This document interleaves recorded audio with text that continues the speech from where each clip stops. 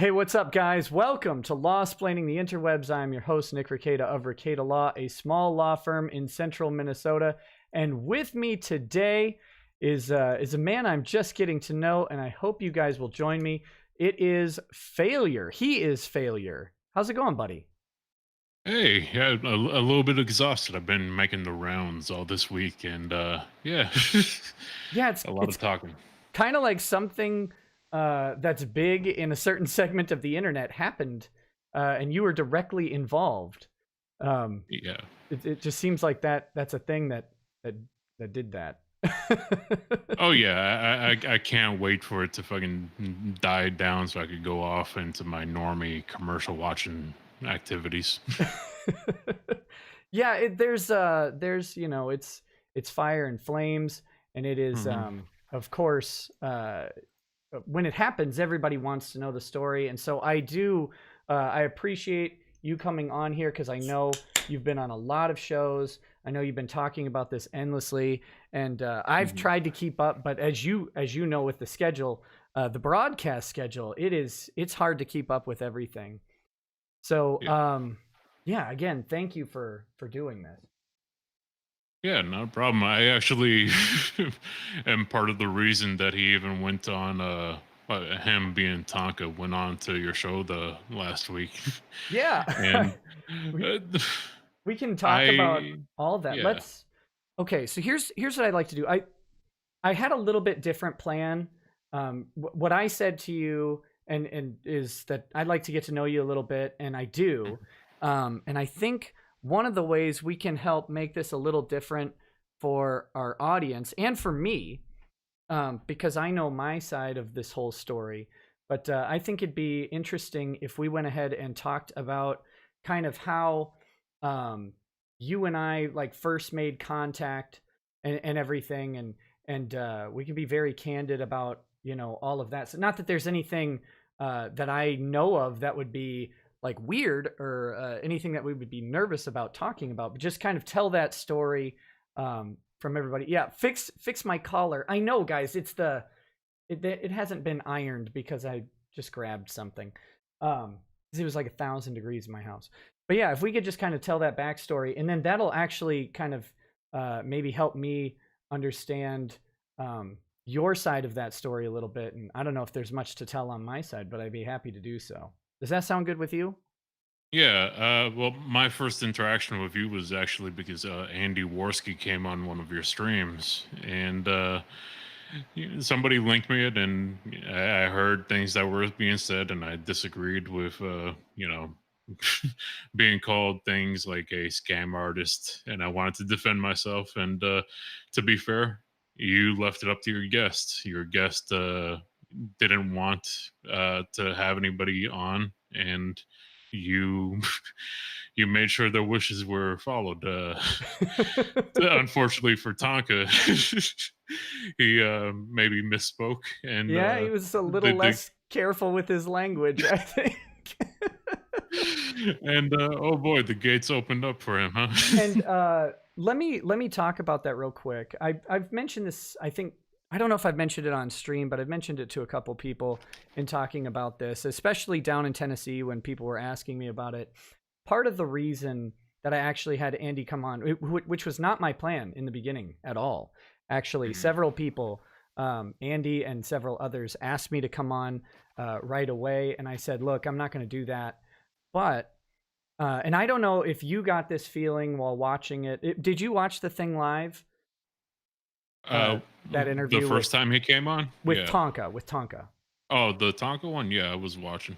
Okay, I got the feeling during that interview that, and I mean, I played into this a little bit, but that Mm. Tonka thought that I knew less about the subject than I did, and it felt like he was trying to tell me a little bit of a story, kind of leave out some details, and I felt like I was being lied to for the better part of 2 hours. So that kind of influenced bringing Andy on to me. But Mhm. I don't know if other people got that feeling. Um, and yes, Kush, we're going to do a 1 minute recap of all this in just a second. Well, But that's what he does. He does this thing where, like, just picture it where you're sitting down and he just puts his hand on your shoulder and it's like, let me tell you what actually happened, you know. And it's like, "Nah, I kind of know some of those, facts, and yeah, right, yeah, that's what I got, and I'm by no means an expert on the subject. Like I said, following even the drama this past week has been crazy. I mean, and this goes back months. So, yeah. So here's my end of that same story. Is back when there was an allegation that Tonka was involved in an allegedly photoshopped Snapchat conversation that made him look like a pedophile. Then he and I talked, and I asked if he wanted to come on my show and talk about it, and that's what the interview you're referring to was. And in that, of course, things were quite a bit different back then, and I think there was some allegation that you were like a willing party in all of this, or you were somehow wrapped up in it. And so, yeah, I do think he made some accusations of you on that show that probably were less than charitable, and yeah, probably wrong. Either yeah. because he was intentionally wrong or because he just didn't know. One of those two, and I have no idea. The Uh, problem with that was just I didn't speak up for him as far as trying to defend him because it was two friends and I didn't want to get caught in the middle. But in not defending one friend when you have accusations like that being thrown out, you just end up becoming a really crappy friend. yeah, it's I'm trying to tough, watch the but language. I know you're a little bit. oh, no, no, no. It's a meme at this point. Yeah. You're free to All say right. whatever you want. I Mhm. I don't use I don't use the devil's tongue. But no, you don't worry about any of that. Yeah. The only thing I tend to ask is if people don't use the words that YouTube hates. Um, Mhm. that's all. And frankly, I don't care what people say ever. But that's a different topic. Okay, so yeah, being stuck between two friends, of course, is always uncomfortable. There's no good way to go about it, because you're gonna piss off one person or the other, especially when things heat up in the way they did. So I certainly don't envy the position you were stuck in there. Um, but okay, so let's see, where was I going with this? Yes, yes. So Andy comes on my show, says some things. We had a couple messages back and forth, and I do think, if I remember right, and correct me if I'm wrong on this, I think I Mhm. did say that at some point in the future, maybe we would have you on and you could kind of tell your side of the story. But then with the fight, like to me, at least on my end, everything seemed to kind of like, as the fight got scheduled and things got ramped up that way, all the Andy and Tonka kind of backed off for a little bit, Mhm. for a period there. And so you and I didn't really talk much during that period. But yeah, is that kind of what you remember too? Yeah. Okay. Yeah. I went a while without talking to you, and then I talked to you. I think around probably what, late November, early October, December. Yeah, I think so. And that was it about the $1,200? Yeah. Okay. And I think at that time, and forgive me, that's something I would have liked to cover a Hmm. lot more, but I was actually in Florida, Hmm. and Oh, um, I'm sorry. no, no, no, no, no, no, don't apologize. I was doing shows, No, but I I'm just sorry that you were in Florida. oh yeah, somehow I got out of there without my face getting eaten. Um, yeah, and I was down there with my family, and I could do streams, but like the research part of it and following the drama, I just wasn't able to keep up in any way Hmm. that would have done it justice. So that's why I didn't really cover it. And then we kind of went radio silent until I reached out to you on Twitter when the fight was Hmm. canceled. And I just said, "Hey, Yeah. if you've got a line to Tonka, can you help me get in touch with him?" Yeah. As far as the money, by the way, that all started because Tonka went on air and said that Andy Worski did not pay me that money. And Andy Worski wanted him to say that he was wrong, that he he misspoke, or yeah, that he was lying by saying that, or else he was going to charge it back. I was coming to you because I felt like that was fraud to go to PayPal and say, you know, uh, what he said. I think I sent it to you in the DMs, exactly the message that he sent to PayPal. But now because of this, he pretty much, we talked it out and is getting settled. Good, good. And Mm. you know, like let's see. I'm trying to actually scroll back through my DMs and see if I can find it. Mhm. Here we go. Here we go. Yeah, here are the tweets. Mhm. So this is from Andy. I don't like screen sharing DMs just in case something weird happens. So you guys will have to trust me. This is what Andy tweeted. I'm sure it's on his it's on his Twitter, I'm guessing. When Failure and Tonka were on my channel, we earned poop all. Bad Andy, naughty language. Some days we made $30 in total, and in total their share was probably around $200 combined. I gave Failure an extra $1,300 because Failure claimed Tonka owed him $10K and had not paid him, and he needed to pay bills.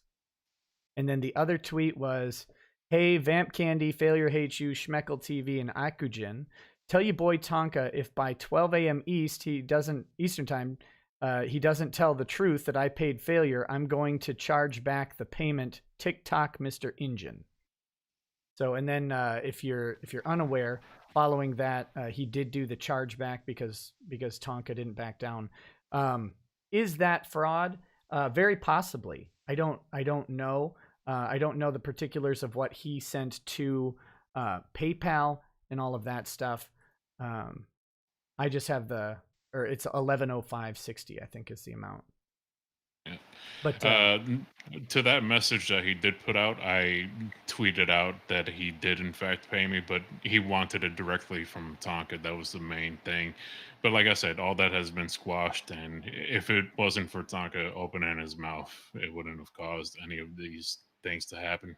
right, and that seems to be kind of a consistent problem for Tonka, is that Yeah. his mouth is getting him to places where he maybe can't or shouldn't go.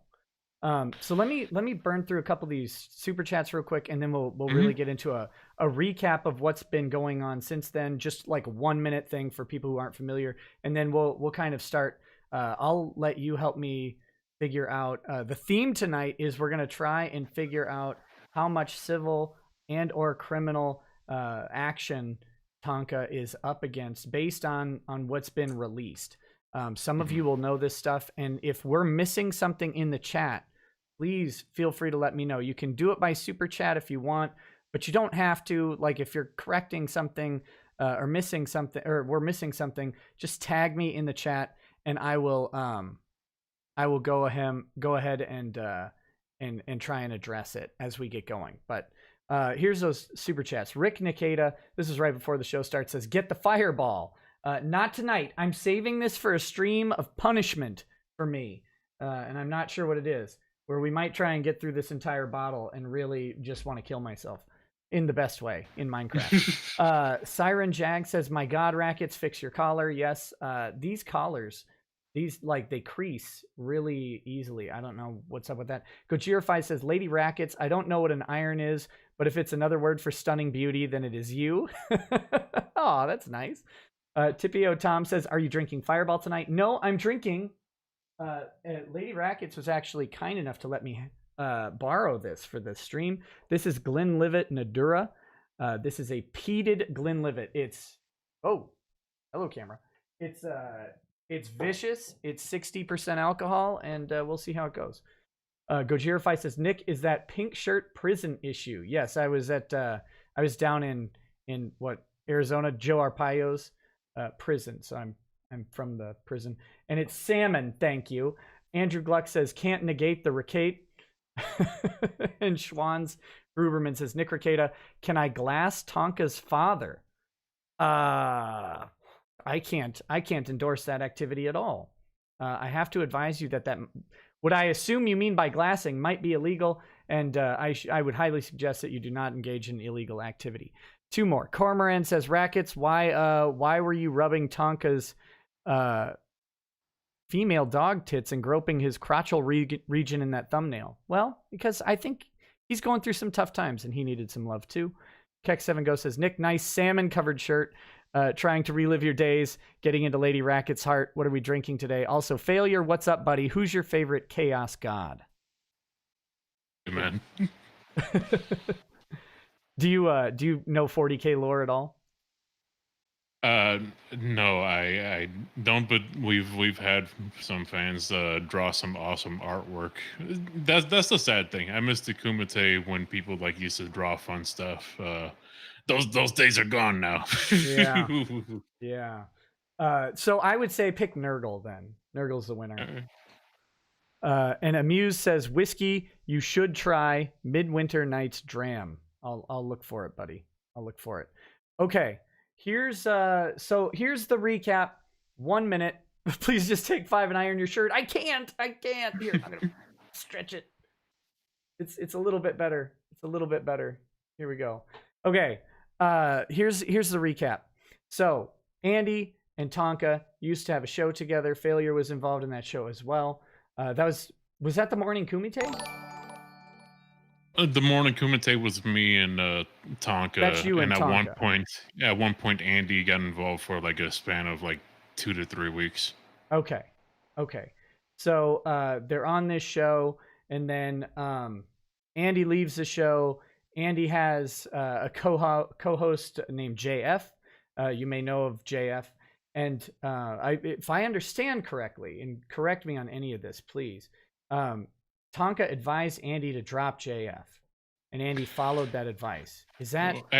Andy was actually on the show of JF, but he would come on and guest on our show. Sure. And sometimes he would be on afterwards and, ask for advice. My advice to him was, if you're unhappy on the show that you're doing with JF, why don't you consider making like a little side channel so you could have like, a place where you can play some games, or do like a side stream on the, on your main channel that maybe doesn't have JF on it, but keep doing the thing with JF. Later on, he got to the point that he was sick of it and asked me, Geek Fulu, and Tonka if he should, leave JF, that he was considering it.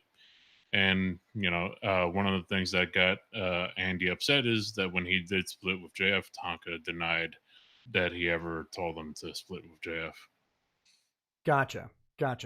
So, and then things started to go kind of weird. Andy had some sort of thing. He left the internet for a while, and then he ended up coming back. Words were exchanged, long and short. And then there was some sort of plan that somebody was involved with that involved faking a screenshot of Snapchat from Andy to make it look like he was grooming a minor. And Tonka retweeted that. He said on my stream that he was joking.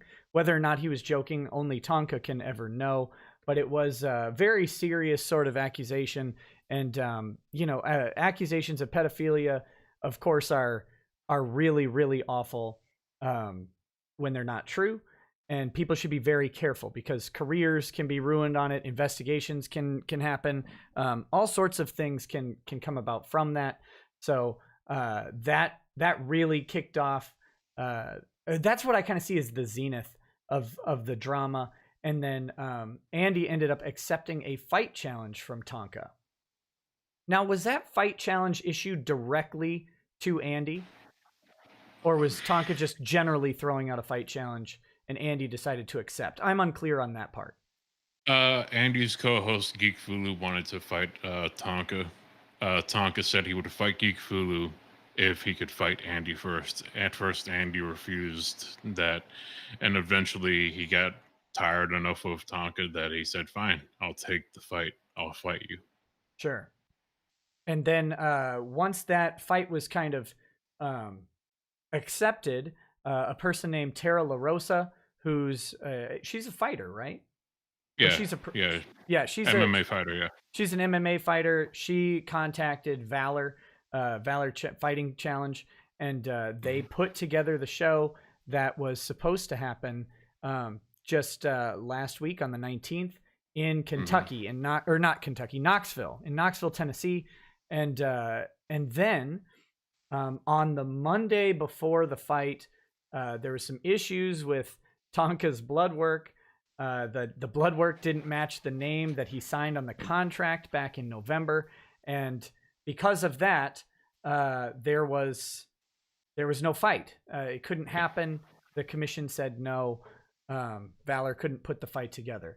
So then everybody was pissed off, and of course, that's when I asked to have Tonka on the show to explain his side.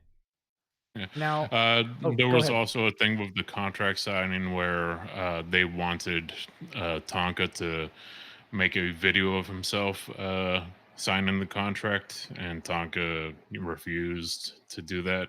And that upset a lot of people. And special stipulations had to be put in place where, like, they would allow it to just go in with him signing the contract only, and also they wanted a picture of him for the poster. He refused to take a picture. So they compromised and let him use his avatar that he uses online. Right. And that's um can you clarify where the video of the signing came from? Did that request come from Andy or did that come from Valor That initially? came from Valor. Yeah, because a lot of people are kind of dumping on Valor for not validating Tonka's identity first. But I think that was what they were trying to do. You don't always ID someone when you sign an agreement. Like when you, if a contractor comes to your house and they're going to replace some windows, you sign an agreement with the contractor. They put their name on it. Do you know? Like, do you check the ID of the guy signing that document? No, you accept that they're representing themselves as a representative of the company. You have a reasonable expectation that the representation is genuine because that's how contract law works. Without getting hyper technical every single second of the day, business can actually take place. So Mhm. not validating ID, Valor took a little bit of heat for that. That's not really their responsibility. It's Tonka's responsibility to sign the contract. That's They the also wanted a video of the contract signing because it's something they just do for social media as well as Oh, a perfect. Yeah, good promo, right? Because then yeah. they could say, "Look at this guy. He's juiced up. He's ready to fight. Come visit us in January." Hmm. Um, yeah, so that's good stuff. And of course, I give Valor a little more leeway because they're used to dealing with fighters, and what they've got here are two social media personalities, e-celebs, whatever you want to call them, dirty, filthy money whores. No, I'm just kidding. Yeah. uh, Another major problem on the way to the whole blood work stuff is during that whole contract signing thing. I had Tara LaRosa call me and talk to me for like an hour, sure. and this was when I was no longer involved in it directly. But she was calling me because I had known her from the live streams and all that. Uh, she was upset because he refused to talk to her, and he would send his well, ex-girlfriend to go talk to her instead of him talking to her directly, which she considered very unprofessional. Yeah, and that is very unprofessional. if you're if you're it's not like to me at least, it's not like Tonka at that time was important enough to have an agent Hmm. or something that he he's traveling all over. He's got all sorts of engagements and just doesn't have time, so he's got a some sort of professional to deal with. Sending a girlfriend is a little bit weird, and that puts Tara, that puts Valor in a weird place because Hmm. if you're sending someone who's like your close friend or a girlfriend or significant other, they don't know if they have agency authority over you. Now, if you're sending an attorney or an agent, right, they can make the assumption that this person can make decisions. They've had discussions with the person, but you never know what like a significant other or a friend is going to do or have the authority to do. Well, it also doesn't help that you're sending somebody that doesn't know anything about MMA to talk to, somebody that's mediating a MMA contract and everything. But the big part of it, why he sent her to speak to Tyler Rosa, is because he was pissed off that she set up the fight in 5 minutes and kind of put it on social media before him and Andy got to agree on anything. Andy, as soon as he saw the tweet, instantly was like, fine, because originally it was supposed to be a boxing match. He was like, fine, I'll take it. MMA fight, no problem. Right. Yeah, and yeah, I think Tonka mentioned that on stream that it was originally going to be a boxing match, and then and then it switched to MMA, which I think that was probably a better move personally. Mhm. I think there's a lot of I think boxing can get very very dangerous if you have people who don't know what they're doing. Whereas I think MMA has it's weird because I think MMA is actually less dangerous in that respect. But that's my personal Mhm. opinion. I don't know. Yeah, I see that the live stream video is a bit choppy. I can't figure out. Oh, I figured out why. I'll fix it. Sorry, guys. In the meanwhile, can I ask you? Let's take a quick pause. I want to ask you if you think that Tonka had any intention of doing this fight. Like you're Up probably one of the closest people who had talked to him. up to the last minute, I did. I really did. He convinced me that he was gonna go to the fight. Uh, we were supposed to.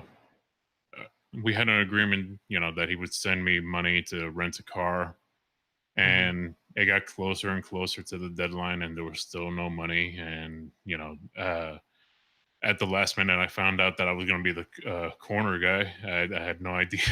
I thought I was just attending it, and so that's why when a lot of people are like, "Oh, wait, did Failure even get his cornerman license?" I was like, I have no idea. I have no idea about the fight game, so I didn't even know you need a license or anything. I just thought it was the guy that brought the stool, the towel, and the fucking and the drink. Yeah, I don't know. Yeah, I think what you thought about the fight game is reasonable because Mm. there's a lot of rules that that people don't seem to realize. And personally, I think maybe Tonka didn't realize some of those rules as well. He didn't seem to know anything about licensure for Well, the fight. he admitted on air that he'd never had amateur fights as he claimed. He claimed he had 3 amateur fights, and it turns out that no, he had non-sanctioned fights back in the day when I guess things were a little bit more in a gray area. But who knows if that's the truth? Yeah, I mean, by that standard, so have I. So, because I've I've been in both friendly fights and unfriendly fights in my history, so I guess I have an MMA record too. No, that's I'm Hmm. just kidding. I'm just kidding.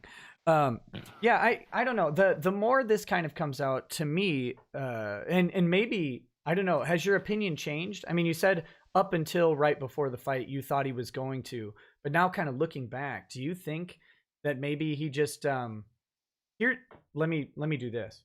Here's what I think maybe happened. I think maybe Tonka had counted on Andy to fail. Hmm.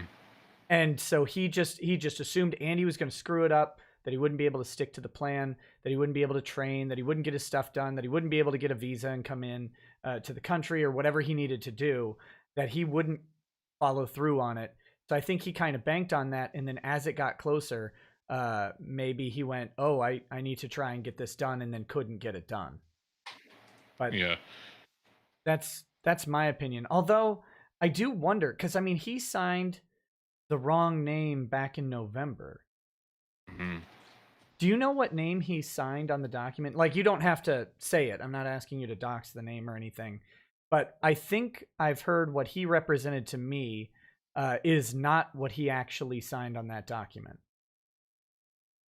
I don't know what the name on the document is. I know the name that's on the blood work, and it, the fact that he's saying, "Well, it's the first name, middle name," back like that really tossed me because he told me a totally different third name, and when you find out, oh, well, the guy that I thought I knew for a year and change told me a fake name. You're like, okay, what else was he lying about?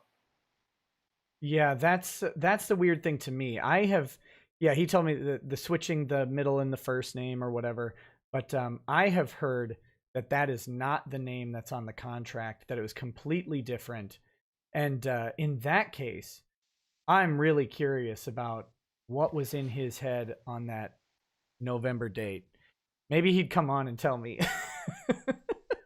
Just kidding. That's a joke. That's a joke. I don't know that he'll be back on my show.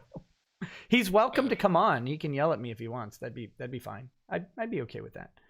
Um, so that's where we are. We have him saying he's going to fight, representing that he's going to fight, signing a contract, not signing it on video, not providing ID, and then when he does turn in his blood work, which if I understand right, his blood work was late as Yeah.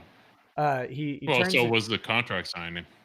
Okay, so his contract signing was late too, back Yeah. in November. Mm-hmm. Just red flags, red Unprofessional, flags, yeah. Valor. Yeah. How late was it? Like, uh, I think it was like a little bit over midnight. Oh, okay. So he was supposed to sign by midnight, and it was a little past then. Yeah. Okay. So we have that. We have him representing. We have him turning in the blood work late. We have the name change coming when they're like, wait a minute, the name on your blood work doesn't match the name on the document. We've got some allegations that there is a notary stamp that was placed on the name change document that is not authentic for some reason or another. We've got allegations that the blood work or that the name change document was not filed. And so then after that, so the fight gets canceled. And then after that, we've got all this other stuff coming out. And this is what you were on stream. I joined you in Zoom the other day just for a few minutes to kind of hear some of this stuff. And I'm going to kind of relay that, but please help me out if I miss something. I have heard that there's that basically the Morning Kumite, the Google AdSense account that's attached to it, is actually run through a nonprofit LLC. Is that right? I do not know if that's the case. I know that he has publicly said that his account is under his grandmother's name, and that's why he feels like his account's he has a wrestling channel called Grapple Vision, which avoided a lot of like issues as far as getting strikes and as also getting pushed by Google, and he felt it was a lot to do with the fact that it was under a woman's name, his grandmother's name. Zoom found out about the LLC. I don't know if the two are connected, but it could be a possibility. I do not know if that's a fact or not. Okay. So yeah, so we'll have to treat that as an alleged thing right now.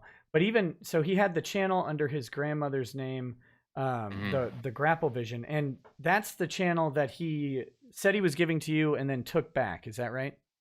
Yeah, he said on air I was now the owner. He changed the title and everything to reflect that I was the owner of Grapple Vision, Mhm. that it was my wrestling channel. Last month, his ex girlfriend came to me, which at the time was his producer, might still be his producer.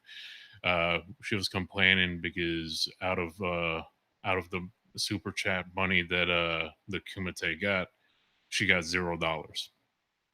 Right. She was not getting any pay from the super chats. The only money that she got was the little money that came from the Streamlabs, and sometimes it would be as low as like $40 a month.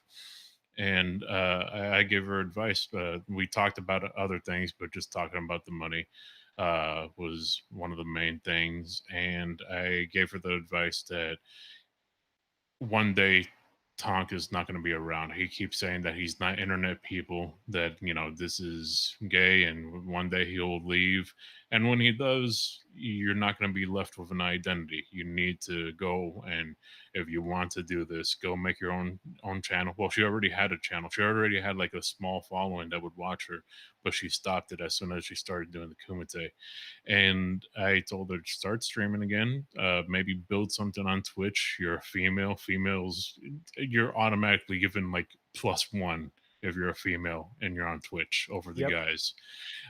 So go and do that. And she uh, decided after that phone call to probably go and tell him, because 15 minutes after the phone call, I got a email from Google saying I was no longer the owner of Grapple Vision, because he had still had the admin status on the account. Gotcha. Now the girlfriend you're talking about, his producer, that's Vamp. Is that right? Vamp Yeah, Candy. Okay. yeah. I'm just trying to get all this clear in my head. Um, okay, so he paid Vamp basically nothing as a producer on the show, and then you were supposed to get some cut of the show as well, and he paid you way less than that. Is that right? Yeah, I think the total we added up was somewhere around 6,800, but there were some amounts that I paid to Vamp, so you have to like balance that out. So let's say around somewhere in the ballpark of $6,000 for the year, while the show was on his channel. And from what she says, the show made about 70 grand in 2018. So I was vastly underpaid. The only time I did know what was being made was when the show was on my channel for a small period. And out of that money, when I went to go give him that money, it was after the breakup of the show that was on Andy Worski's channel, because we moved the show from my channel to Andy Worski's channel when we got a strike. He said, "I don't want that money. You live with that money." So it was basically a kind of like "screw you, there's your dirty money" type of thing. So Sure. that's the most I've ever gotten from that. But that was when it was on my channel. The 70 grand was from when it was on his channel. And can I ask what your arrangement was on the split? Like what you believe you were supposed to be paid?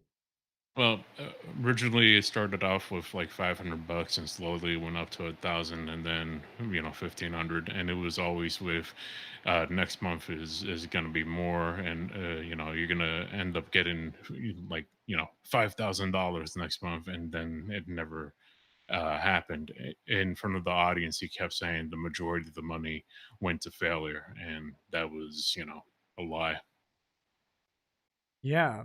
That that seems to represent to the audience who's making the payments that the money's going somewhere, and then not pay it there. That's tough. Did you ever think about kind of calling him out on that, or did you ever talk to him? Just out of curiosity, and you don't have to talk about your private conversations. I'm just curious. I, uh, I, I didn't have a backbone back then. It was a thing also where I don't like talking about money with people, and like even when it was like time to get paid, sometimes it would be like a week after I know Google pays them, and it'd be like, hey, you think I could get some money here? Bills are coming Yeah, up, and exactly. so it was a thing of no freaking backbone. That was a big part of it. And also, I never intended this to make me rich. I started doing the YouTube thing while I had a full time job, and it was mostly just to have fun, and that was it. Anything that I made was all right, a little bit extra to buy a video game or something, or a little bit extra to do something on the weekend. Right. Did you ever know or have any idea that he was pulling in $70,000?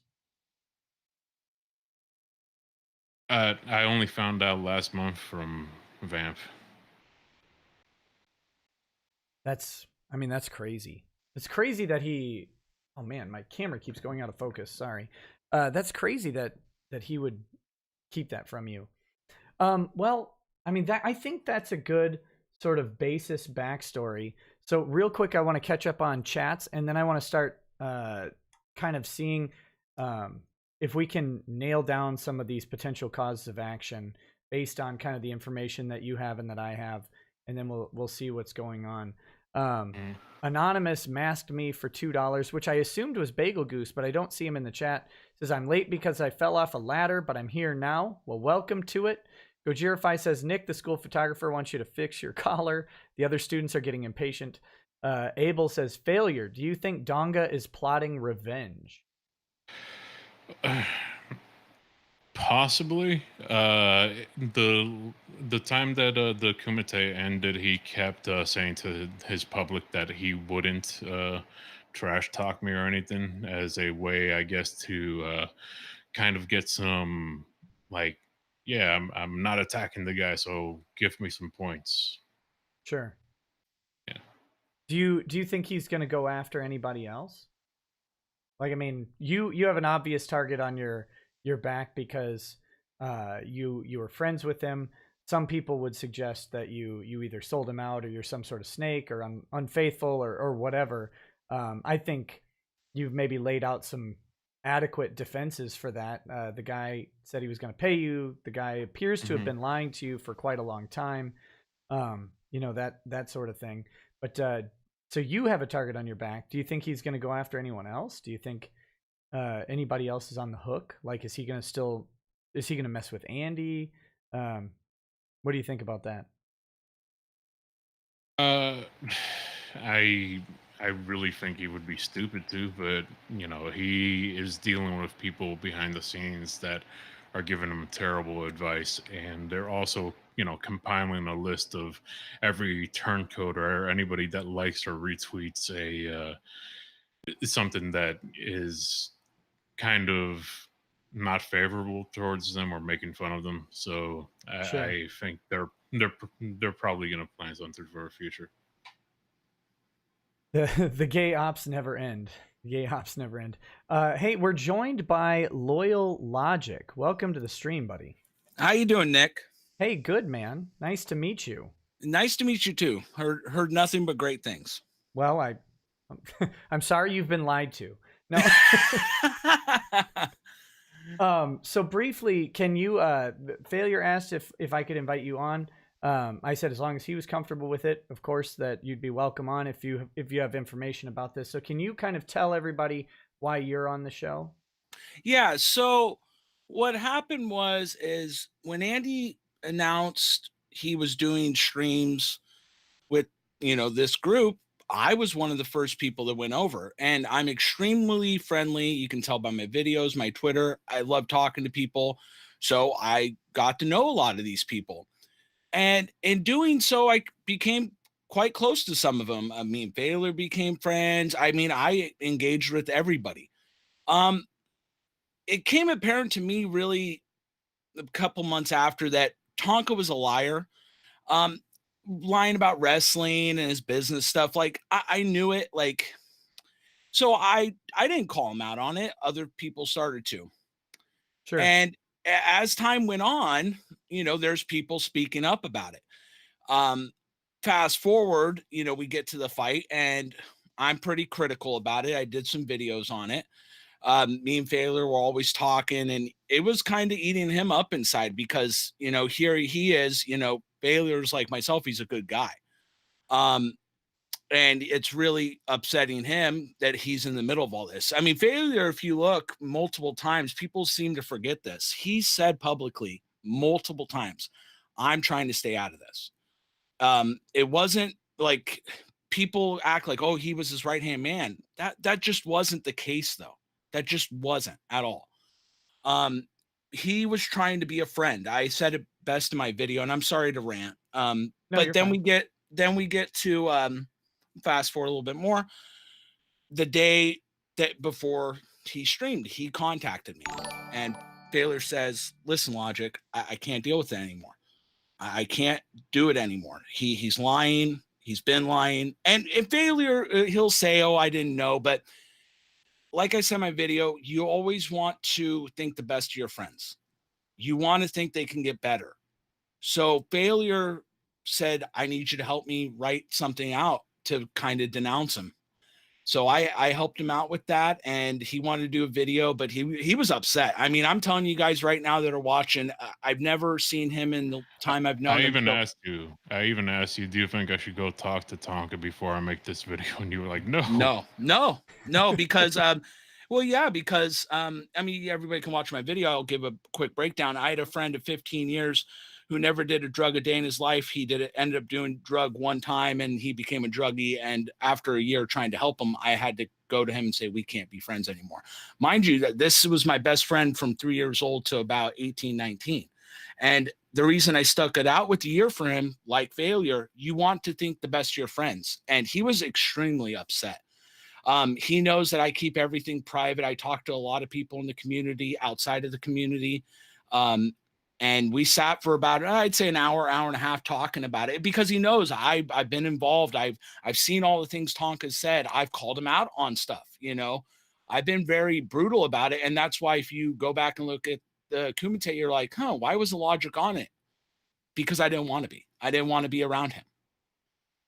Gotcha. You know, because the reason I didn't go for the to the fight, for example, is because I said in my video, I did not want to call Andy out for what he did to failure. And, you know, now they're good. So I'm fine with Andy, obviously, but I didn't want to create a scene. I'm one of those individuals. I rather just leave it be and let everybody else figure it out. Gotcha. So since then, you've been kind of covering the drama. You've been helping out failure with dealing with navigating sort of this weird place that he's in. Oh, yeah. And that's why you're on the show today. So I'm hoping you can help fill in any sort of missing information here. I've got 4 chats real quick, and then I think let's get into that a little bit closer. Schwanz Gruberman says, "Can I glass Failure's father?" I don't know. Do you mean like sculpt them in glass? I think you might mean nuclear weapons, and my advice would be the same. Can't condone illegal activity. Tillip is the guy who does the art for my channel. He says, "Shill the shirts, show the designs on screen." Show them out, Nick. Show them. Do it to it. I'm not gonna pull him up right now. I'll pull him up later, because I know that Failure said he doesn't have all night here, and I want to respect that. So I'll do the shirts in a little bit. But you can check them out yourself if you click on the description, the merch store in the description on YouTube, or you can click on the merch tab on Stream Me and check them out. I added a Rekieta Law hoodie today in all sorts of colors. Go check it out if you're interested. You know, if not, I know that he's gonna kill me for saying this. If you don't like merch, then don't look at it. It's just there for people who like it, and if you like that stuff, go ahead and check it out. So Anonymous again, Mass Me says, "Big Boy dressed himself today. I see. That's great, Nick." Yes, I did. Sometimes I do. I work on my own schedule and my own things, although they don't really work out, because apparently my collar is not pressed and this color is bad. Hessian says, "It's a pleasure to see my favorite Cuban on Nick's show. Help him out. He's stuck on a raft and looking for friendly shores. Have a wonderful stream, folks, and good job, Failure, on your weight loss. Keep it up." Yeah, and you know, I'm sort of, I feel like I'm like Loyal Logic. I like to be friends with everybody. I like to talk to anybody out there who has something interesting to say. Now, that doesn't mean that people always end up coming out the best from it. As we saw last week, I think a lot of people think Tonka looked pretty bad after that interview with me. But, you know, it is what it is. And I will say the truth, like Glenn Beck, the truth will set you free. Or whatever. And it just looked to me like he was lying the whole time. So, chat doesn't know who the new guy is. Please reintroduce. This is Loyal Logic. You can find him at Loyal Logic on Twitter, and you have a YouTube channel, if I'm not mistaken. And I will link it in the description, but I'm not going to do it on the fly because hashtag boomer level. Okay, so let's start breaking down the alleged possible criminal acts, if we can. I've got a piece of paper and everything, guys, right here. There we go. Official. We're gonna write this down. So It's salmon colored, Jeremy Carroll. It's salmon. It's not pink. How dare you? How dare Go ahead you? and tell yourself that, Nick. Okay. If we can't lie to ourselves, who can we lie to? Everybody, just about. All right. So we've got I think so. The first thing we've got is Tonka signing the contract. That's where I'm going to start. Yes. So Tonka signs the contract, and he uses. I'm still not 1,000% clear, but my understanding is that he signs a name on that contract in November that is not his. Is that right? From what we understand, yeah, I would assume, right, Failure? I thought it was the blood work one was wrong. Now, here's the weird thing on that. So people, I've seen it pop up in the chat a couple times. People are asking me what I saw, because Tonka did show me a couple things on camera, but off of the stream. Okay, what I saw was a driver's license with a date of January 10th. Date of January 10th on that driver's license, and then I saw blood work paperwork. And I get it. Some people suggest that the blood work paperwork could be photoshopped and then printed, could be doctored. I don't know, right? I could just tell you what he showed me, which is a piece of paper on that paperwork, and the name on the paperwork matched the name on the driver's license on the blood work. What he did not show me was the contract. I have no idea what was on that contract. I did not see the name change form. I didn't see any of that. So I don't know what happened on any of those other documents.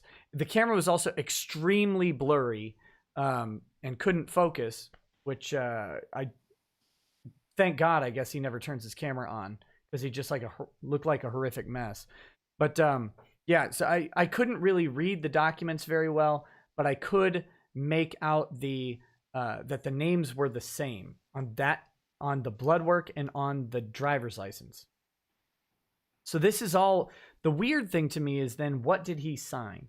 Because I feel like if he just flopped his names middle and first, the Valor wouldn't have cared that much. Yeah, exactly. So there had to be something on their end that they saw that we're not privy to yet, and they might be keeping it close to their sleeve because they don't want to give him anything to hang himself with. Exactly. And I haven't had time, guys, to reach out to Tim Loy, but I do intend to ask him if he'll share a copy of that contract since the NDA is violated. So we'll see on that. So Tonka signs a name that's not his on his contract. And right there, to me, that is fraudulent inducement. That's a common law fraud, because what he does at that point is he then induces Valor to start making arrangements for this fight. Like they start marketing it, they start adding him to the card. And can I ask, well, what is it when? But isn't there? I don't know. I'm not a law aficionado like you. What is it though when it's led to financial loss? Isn't there another when it's led to a certain threshold of loss? Maybe. I'm trying to think of what it's called, but I just. To me, it all goes under fraud. Common law fraud is when you misrepresent something to either gain a benefit for yourself or cause a loss to someone else. So to me, that's where the fraud occurs. Whether it could have, there could be a specific monetary provision in state law in Alabama, although this would probably be in Tennessee. That's another thing we need to talk about, is that this contract, because it's with Valor, who does business in Tennessee, is most likely under Tennessee law. I'm guessing that's their choice of law provision because they're bringing in fighters to Tennessee to do their events. They're under the Tennessee Athletic Commission. Their contract law could be a different state, but I'm guessing it's Tennessee. So it doesn't really matter on these issues with Valor what's up with what's going on in Alabama where Tonka lives. So we've got a fraudulent signature. Then we've got an issue of the blood work. Now, people are asking me to read Valor's statement on Facebook, and I can pull it up. I know roughly what it says, but let's pull it up. Valor. Okay, I'm on Facebook. God, what a great... because they said someone else's blood, and I was like really shocked when they said that, because that's pretty serious. Yeah, that's an interesting, we'll say, course they're taking on. Yeah, because when it would be different. They said someone else's name, or but they literally came out and said someone else's blood. Right. Let's see. Excuse me. I'm almost to the statement. It's coming up. They're apologizing for their pay-per-view performance, which was apparently abysmal. Good job. Shows you the demand, yeah.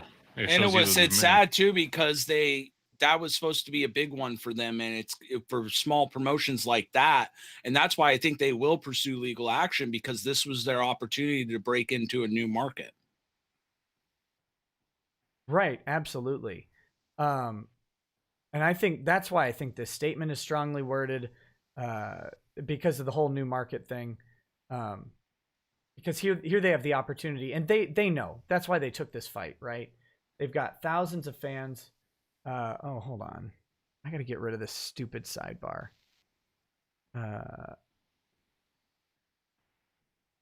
Where is this? There we go. Okay. I'm going to dox everybody. I know. That's great. Good job. Very professional. So here's a statement, guys. I hope you can read it. I can maybe zoom it in just a little bit, because it's all right. Oh my goodness, what is happening? I'm surprised you don't have a screenshot of it. I don't have any. That's too much work. Here we go. So here's Valor Fighting Challenge. We felt it necessary to provide an update to a fight that was supposed to happen today at VFC 54 between two online personalities. And this is my favorite part. My favorite paragraphs of this statement are the first one and the last one. Andy Worski and Tonka Saw. We would like to make it clear that we are a professional MMA organization. Our core values are based on inclusivity, diversity, and free speech. And this release is in no way a positive affirmation of any particular ideas, comments, or videos, but simply a statement of fact to set the record straight. So they go ahead and lead with diversity, and we are good and diverse people. Then they follow up. Due to the unique nature of this bout, we at VFC required both these potential athletes sign a contract, state a few particulars, such as sales commission, timetables for blood work, etc. So we already know that by failing to turn in the blood work, there's a breach of contract there as well, although the contract was probably already void because of the fraudulent signature, but we'll talk about that later. Timetables for blood work, etc. Amateur fighters in the state of Tennessee must submit blood tests that prove they are free from hepatitis B, C, and HIV. Pop quiz to my guest. Does Tonka have AIDS? That's a joke. No comment. I plead the fifth. Does that make him roll AIDS then? With the... Okay. That's good. That's good. That was always the joke when I was a kid about Magic Johnson in a wheelchair, I guess. This Mr. Worski did within the required time allotment. However, when Mr. Tonkasaw sent in his required blood work, it came with a different name and a different photo ID than the one he signed the contract under. We informed him that, unfortunately, the two names must match up. Otherwise, we could be responsible to any number of potential liabilities. Sorry. A number of days passed, and Mr. Tonkasaw again returned the original contract with the new name that was sent in with the blood work and ID, along with a change of name form that was dated from the time of him sending his blood work to us. This raises quite a few number of red flags on our end. Yeah, the red flags being if he sent in blood work and an ID, how did he have a name change that was mirrored to that? Right? Now, this Yeah. is interesting because I didn't catch this the first time. It says that he did sign the new contract with the new name. I was unclear on that. I thought that they never had the contract with the new name, and I saw several people saying that as a defense to him. Well, why didn't they just have him why didn't they just reissue the contract and have him sign the new name? Is that what you guys remember? Yeah, I thought, and that's the thing. Maybe it just could have got said wrong, or people, spin it. You know how things get spun, But reading this, obviously, it was just maybe misinterpreted. Yeah, that's very weird to me because yeah, my understanding was that he never had the opportunity to re-sign the contract with a new name. And I've read this statement like 10 times and I didn't catch that until just now. Okay. Finally, due to the enthusiastic response of Mr. Worski's and Mr. Tonkasaw's online supporters, we required both gentlemen to sign another contract in addition to their original one. Now, my understanding is that this new contract never materialized.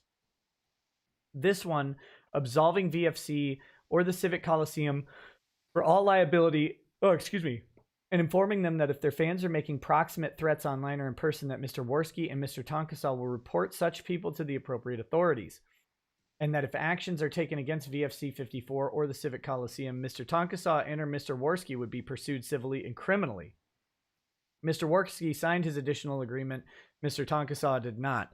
And what I will say is, as neither of these guys' legal counsel, signing that statement was absolutely stupid.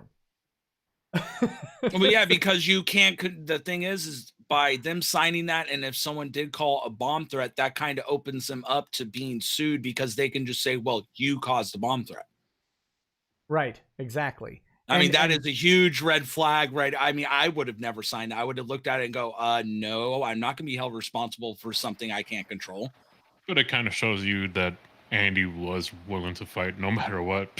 Yeah. Even though, yeah, he signed something that was stupid, but yeah, his heart was in the right place as far as wanting to fight.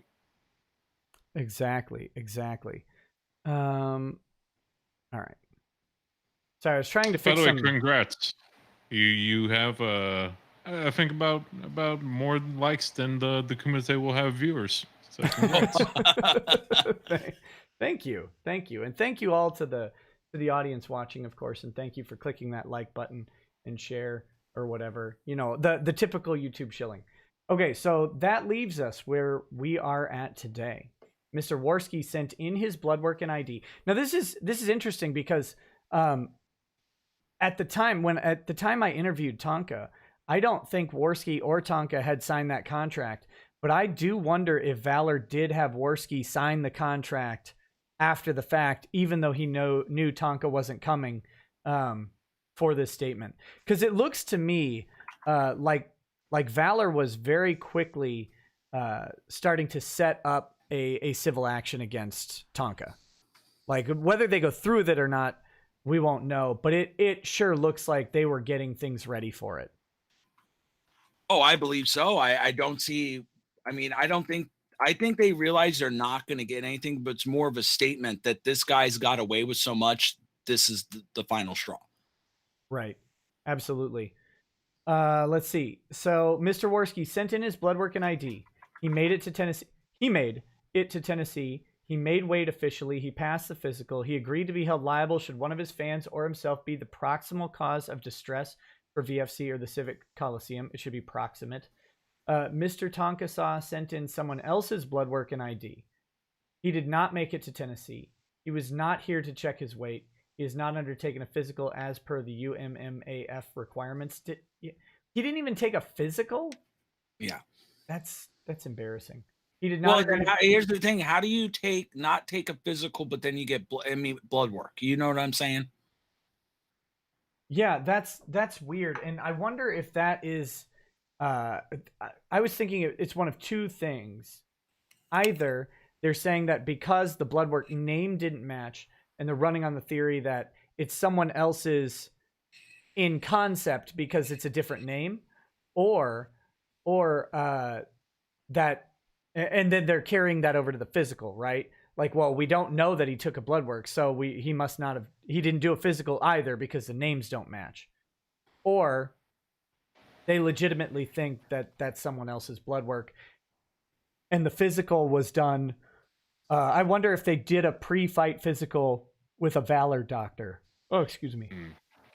He missed out on a lot of stuff. Like he never told me I needed a cornerman license. He lied about.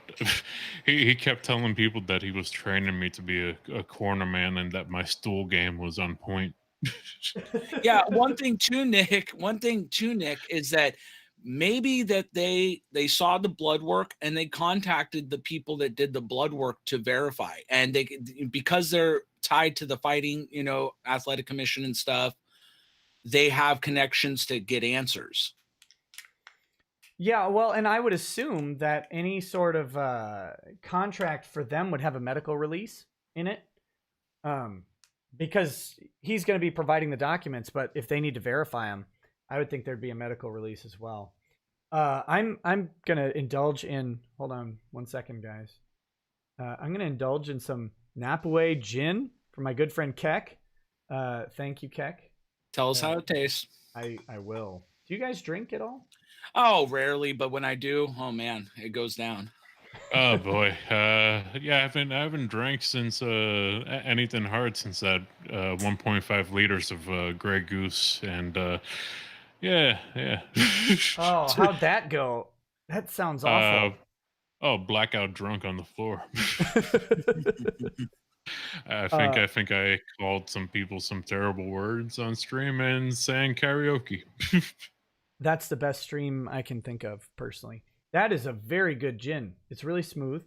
The fragrant or the botanicals are not strong in it. It's a subtle gin, which is weird. That's good. So it's a good mixing gin. I don't know. I don't mix anything. I drink everything straight, personally, but it might be. But yeah, it's just got a little. It does have the juniper in there, but not a lot of other flavors. Some gins are like drinking perfume, which can be good too if it's a good mix. But all right, that's a sidebar. Sorry. Okay, he did not agree to be held liable should one of his fans or himself be the proximal cause of distress for VFC or the Civic Coliseum. We would like to state that while we are strong supporters of many ideas such as respect, tolerance, diversity, here's the sandwich, the diversity sandwich, and inclusivity for all people at all times, which is not an interracial relationship, guys. That's not a diversity sandwich. And inclusivity for all people at all times. And as such, this is not an endorsement of Mr. Worski, his online views or speech, simply a statement of facts as we have them. And we wish to make this known to our fans as well as Mr. Worski's and Mr. Tonka Saw's supporters. And just think about that, guys, that an organization that deals with amateur fighters who probably have a comical level of speech crimes on the average hour sought it necessary to make very clear that they don't support the speech of Mr. Worski. Well, and also they want to do it too, so they understand, people coming forward in the future that are fighting there. Hey, we don't endorse what he said. Right. I'm of course just making fun of the overt diversity statement. So we've read the statement. We've got a fraudulent signature. We've got breach of contract. Now we have this is how a complaint would work from Valor. These are all causes of action for Valor. Fraudulent signature, that's fraud. Breach of contract is if they determine that the fraudulent signature is not fraudulent, they would then have because if it's fraudulent, then it would go ahead and it would void the contract. And then you can't have a breach if it's voided, right? It'd be the fraud that is the cause of action. But if they determine that the original signature was good enough for a contract, even if it wasn't good enough to match up with blood work, and therefore causes problems later, they would have the breach. And the breach would be that he failed to turn in his blood work on time, especially after being given an extension and having to know that the fight card locked on Friday and that Valor was assuming extra risk to do that. Then we've got another fraud in the blood work, right? Because we've got fraudulent blood work. What about the physical? Wouldn't that be a breach as well? That's one I'm not. Yes, it would be a breach of contract, I assume. Hold on, late. Because breaching the contract in any way is causing them financial hardship. Right. So we've got late blood work, we've got fraudulent blood work, we've got fraudulent ID, apparently. And now that is not going to be the same as like a criminal fake ID. I think the standard for that might be different. He did have, I mean, I saw the ID. It looked legitimate. Now, of course, I didn't put it under like a blue light or whatever to see if the holofoil print on there was correct. I don't know anything about Alabama IDs to know. But I mean, I saw what looked like a legitimate identification with name that matched the blood work. I couldn't really... I could kind of make out a picture, but not well enough to see if it was him or someone who just looked like him. And I've heard that he has an older brother who looks very similar to him. Is that correct? Do you guys know? I have no idea. I don't know about that. By the way, Logic, people are complaining that you're vaping into the mic. Oh, shit. I didn't know. I'm sorry. I'll stop that then. I appreciate that. Someone let me know. No problem. Vaping is not allowed on this stream. How dare you? I had no idea. But yeah, I don't know anything about any brothers. Okay, that was a rumor I heard. I have no idea. That's why you guys are here to help me out with this stuff. Yeah, that would have been the first time I've ever actually. And like I said, I started almost day one. Does anyone in the chat, if anybody in the chat knows any information about an alleged brother, can you guys tag me and kind of clarify that? Is that a rumor or is that a real thing? I'd really appreciate that. So we'll see. We'll see about that. Okay, so fraudulent blood work, fraudulent ID. So then he's got, let's see. He's got a breach of contract on the physical. If the contract were still valid, but I think man. Well, we have to assume though the physical would become come before the blood work, right? I mean, that's how I would see it going down. I'm sorry, what was that? I would assume that the physical would be before the blood work. You would, I don't know. And that's the problem with not having the contract because of the NDA. I think that the physical might be something that a Tennessee athletic commission licensed doctor does around weigh-in time, like maybe prior to weigh-in or at the venue itself. I'm not sure about that. Okay. So stepbrother is what I'm hearing, and his stepbrother has passed on, is what it sounds like. Puro Resu says his stepbrother and father are convicted sex offenders. No biological brother has been brought up. Okay, so there we go. So it's stepbrother. So probably doesn't look the same. And I'm getting a call from New York. That's interesting. Why am I getting a phone call from New York? Vince McMahon's calling you up. He needs a lawyer. No, I think I have an idea what it is. And we're going to just go ahead and ignore it. So, let's see. So then,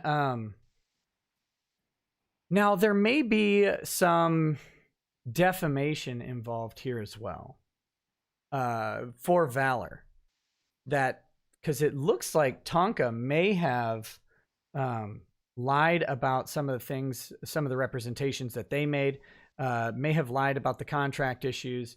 I don't know if anybody else has talked about this too much, but it kind of seems like he said some stuff about Valor and about the promotion, about the fight, that doesn't look like it's true. So I'm going to add defamation as a possible. No, yeah, especially like on that AIU video, he said, "Oh, there's a change in rule set." And it's like, well, dude, you can't be saying things like that when it's not true, because you're pitting them, they're doing something against you or against a fight that was not in the contract. Right. Now, in fairness on that point,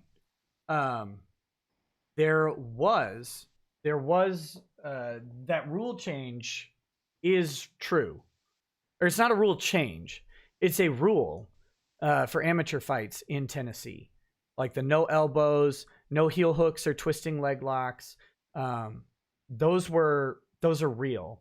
Oh, I know. No, I know yeah. that. I watched your stream about it. I'm just making the point. He was acting like they're the ones that imposed it.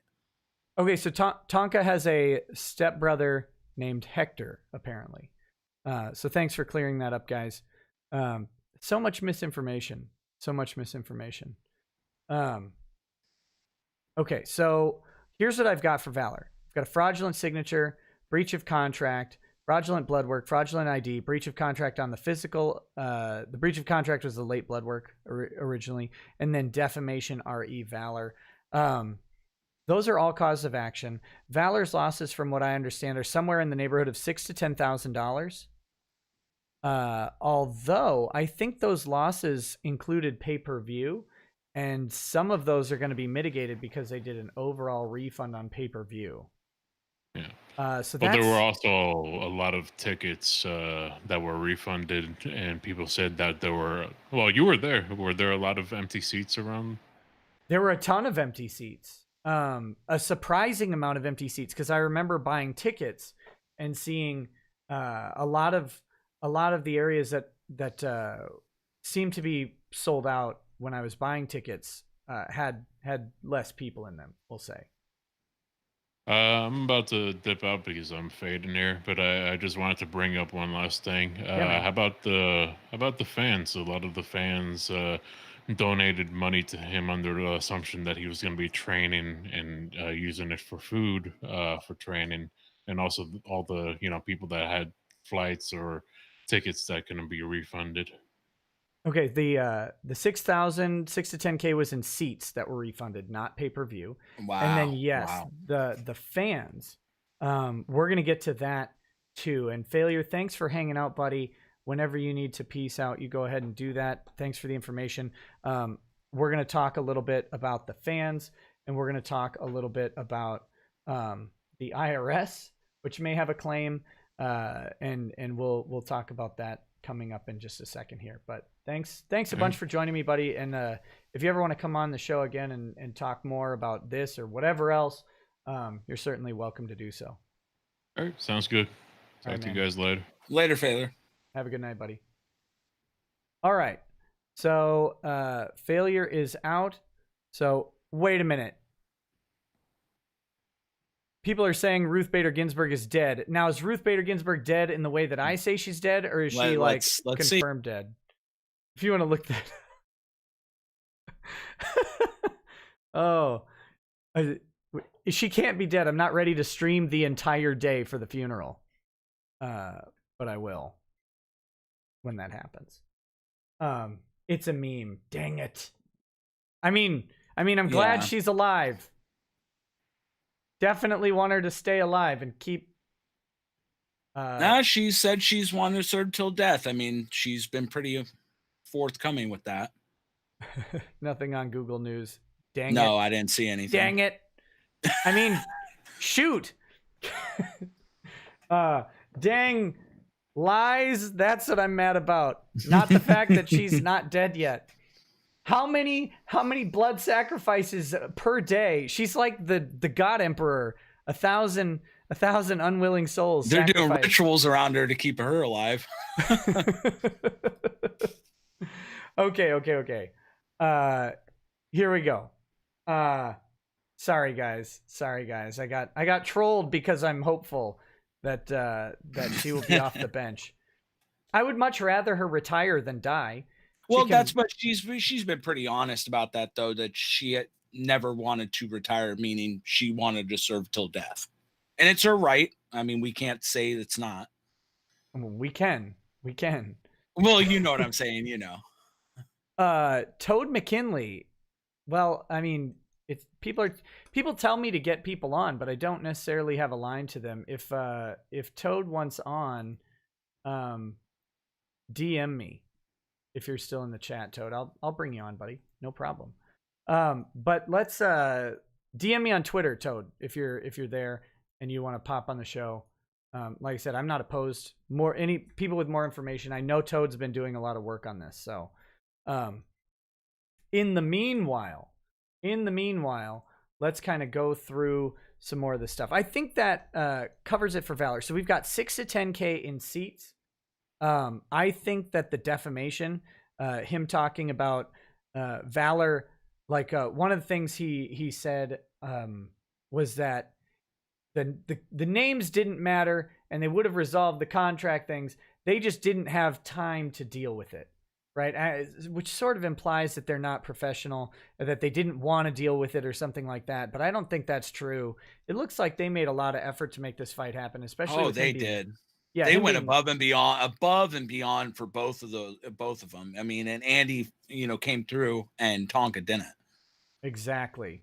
That's shill the shirts, push the merch. I will. You got to give the fans what they want, Nick. Real Lady Rackets says my bestie is in the chat. Did you see? Yeah, I saw.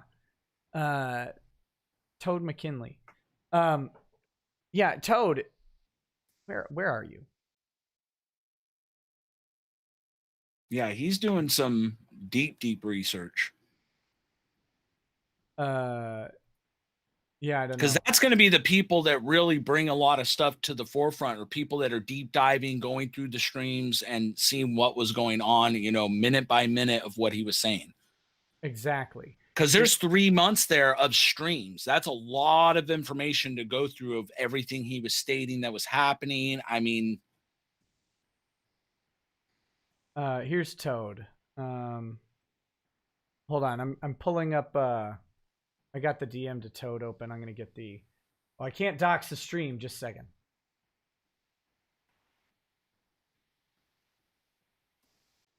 I'm so bad at this stuff. Doing this on the fly. Here we go. Well, Toad, if you want to come on, I've sent you the link. It's up to you. Whether you have more or less to add. I think you're more versed in this than I am, so I'm definitely gonna have you on if you want to come on. Yeah, if Jim wants in, I don't have a line to Jim, so they're just trolling you. They're just trolling you. Yeah.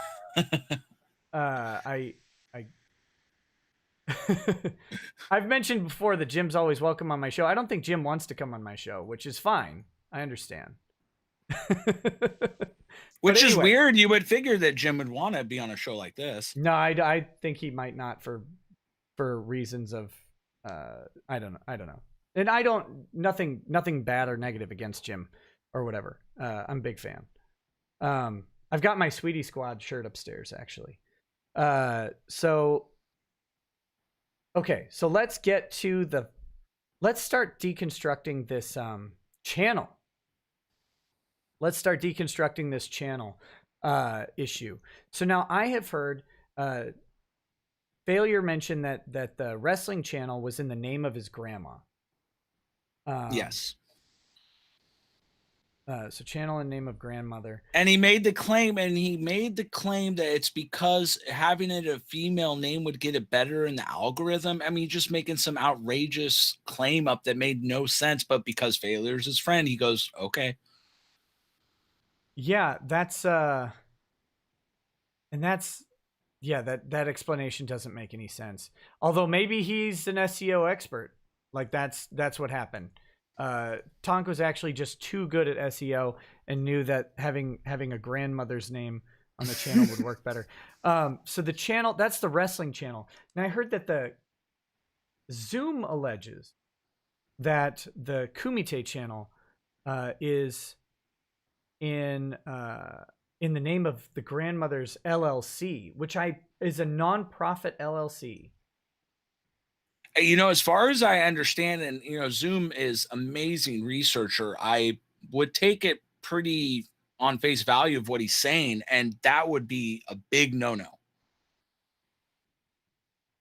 Yeah, you're saying taking it on face value of Zoom? Well, of what Zoom says, well, because he's a pretty thorough researcher. So if he's making that claim, he obviously has seen something. So if Zoom, you're listening, send it over to Nick what you got.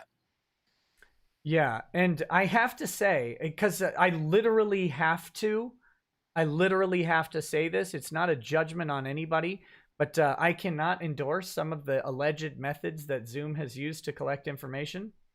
I can only suggest to people to do everything in the most above board legal way possible. And that is because I have a professional ethical obligation to say that. So and I don't actually know what methods Zoom has used. However, I have heard some things that it's stuff that I would not be allowed to do, and that most people are not allowed to do. So if those are true, shame on you. Those are true. Shame on you. Don't talk about them. Yeah. So make sure whenever you're looking into this stuff, guys, make sure you always follow the law. So if the channel, let's assume arguendo that the channel is in the name of the LLC as Zoom alleges, we've got huge problems there. Well, Because- may I ask, even if it was in the grandma's name, wouldn't that be a huge issue? Yes, although a different one. But so the first issue is if it's in the name of the grandmother, then there's an IRS tax reporting issue that's going on. We've either got, so this is IRS tax evasion for Tonka. And maybe for his grandmother. Can I propose? I don't think he's smart enough. What if they did a limited partnership 50-50? I mean, I don't think he's smart enough to do that with his grandma. That would be, I mean, that'd be fine as long as they're reporting the income. Now, if I understand right, YouTube sends out a W-9 on $20,000 plus in revenue that goes out. My channel hasn't been around long enough to verify that. Yeah, I would have to look into that. But I believe that's the case. Although people are pointing out that the IRS is closed. so I guess good time, Tonka, to defraud the IRS if that's what you did. But if he is taking in this income, here's the thing. If it's in the grandmother's name and he's reporting it as his own income, like if she's just taking in the money and handing it directly to him, that's probably just fine. That's not an issue at all. If lots of YouTubers actually do this, I mean, heck, they were doing, that's what Tonka and Failure were doing. It's your responsibility to report your income.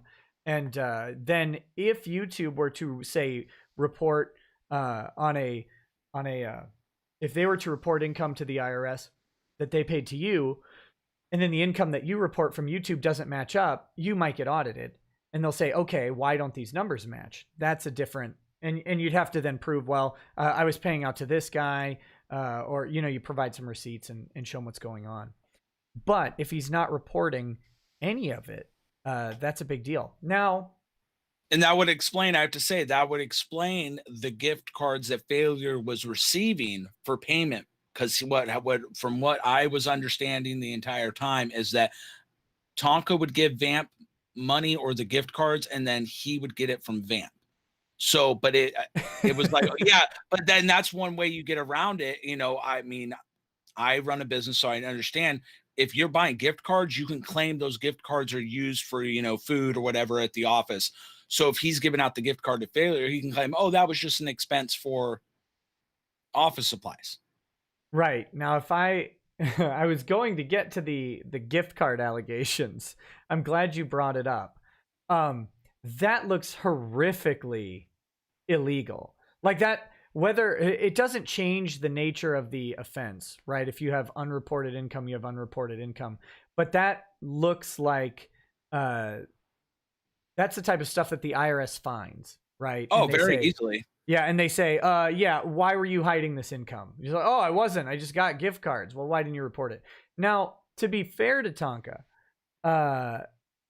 he's still, he may be, depending on how all this is set up, he may not have had to report this previous year. Are we alleging that this money came in 2017 or 2018? It would. Well, that's the thing, is that it would be this upcoming year. And that's why when people were, I'm going to say this, Nick, when people were bringing up the tax stuff, I was just kind of thinking to myself, I'm like, I don't know what these people are talking about, because if it's all last year, he doesn't have to file till March or April, depending how he set it up, if it's a business or whatever. Because I know the end of March is when businesses got to file. Exactly. Yeah. So if if he, depending on how this is set up, and if this is 2018 income, which that's my understanding, I mean, he still has time to report all this. I hope you saved up money, Tonka, to pay the taxes on 70 grand in income. You're going to have at least a 15%. Well, and the merch. I mean, this is one thing that people have overlooked a lot too, is that merch. I mean, Failure never got any money from the merch. I honestly believe the merch is going to match nearly what because a lot of people, from what I understood, were buying merch. Right. Because he had Jim stuff. He had stuff from Jim and all kinds of other streamers there and now it's not there anymore. But so that was the only place for a while. If you wanted Mr. Medicare stuff, that was one of the only places you can get it for a while. Yeah, exactly. So there's the merch. That of course we don't know how that's structured. But here's the thing. Whether or not he reports it, that of course matters. Right now, it all looks to be structured in a way that it's set up for tax evasion. And that's if that's how he set it up, I would suggest that he quickly contact an accountant and a tax attorney and start making sure that everything he does is on the up and up. And he should know this by now. I don't know if he's watching this stream or not, but I'm sure he's seen some of these allegations, and he knows that some people are involved in looking at this. Well, he's got time now, so there should be no excuse. He's got time. Well, he had time to train too, and he didn't do that. Yeah, that's true. Okay, so the channel's in the name of the grandmother or the grandmother's LLC. We're not really sure. That could implicate the grandmother. If it is in the name of a nonprofit, we've got a separate problem in that the nonprofit then becomes liable for taking in this money. Not a good idea. To have a nonprofit taking in YouTube money unless the money that goes into it is going out for a charitable purpose. And that doesn't seem to be the case, especially if he's using it to buy gift cards and stuff like that. It does not seem to be what was going on there. Now I have to ask this.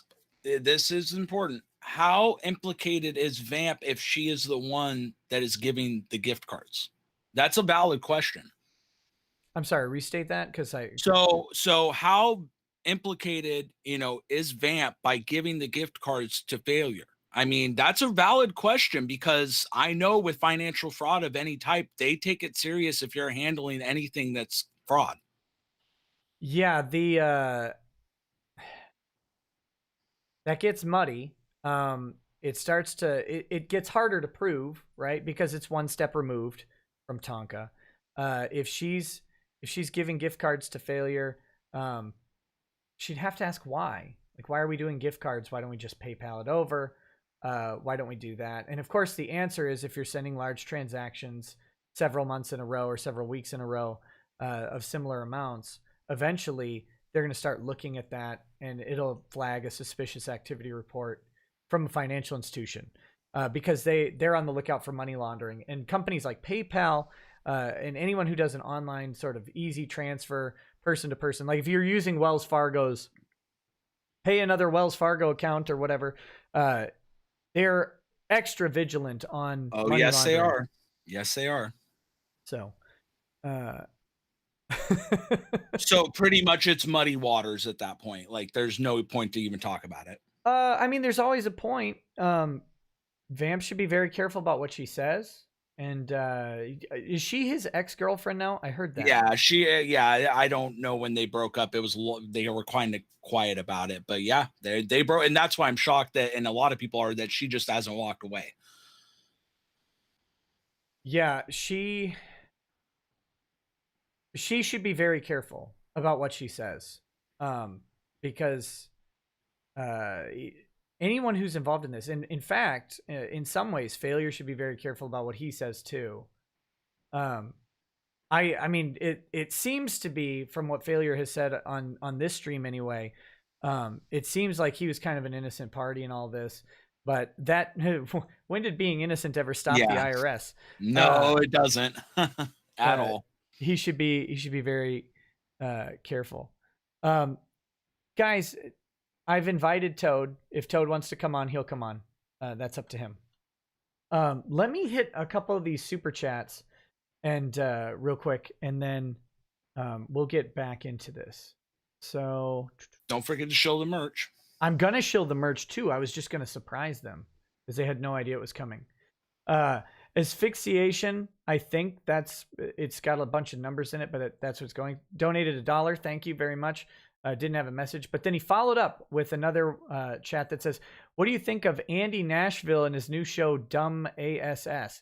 Which I think is a play on Johnny Knoxville, probably.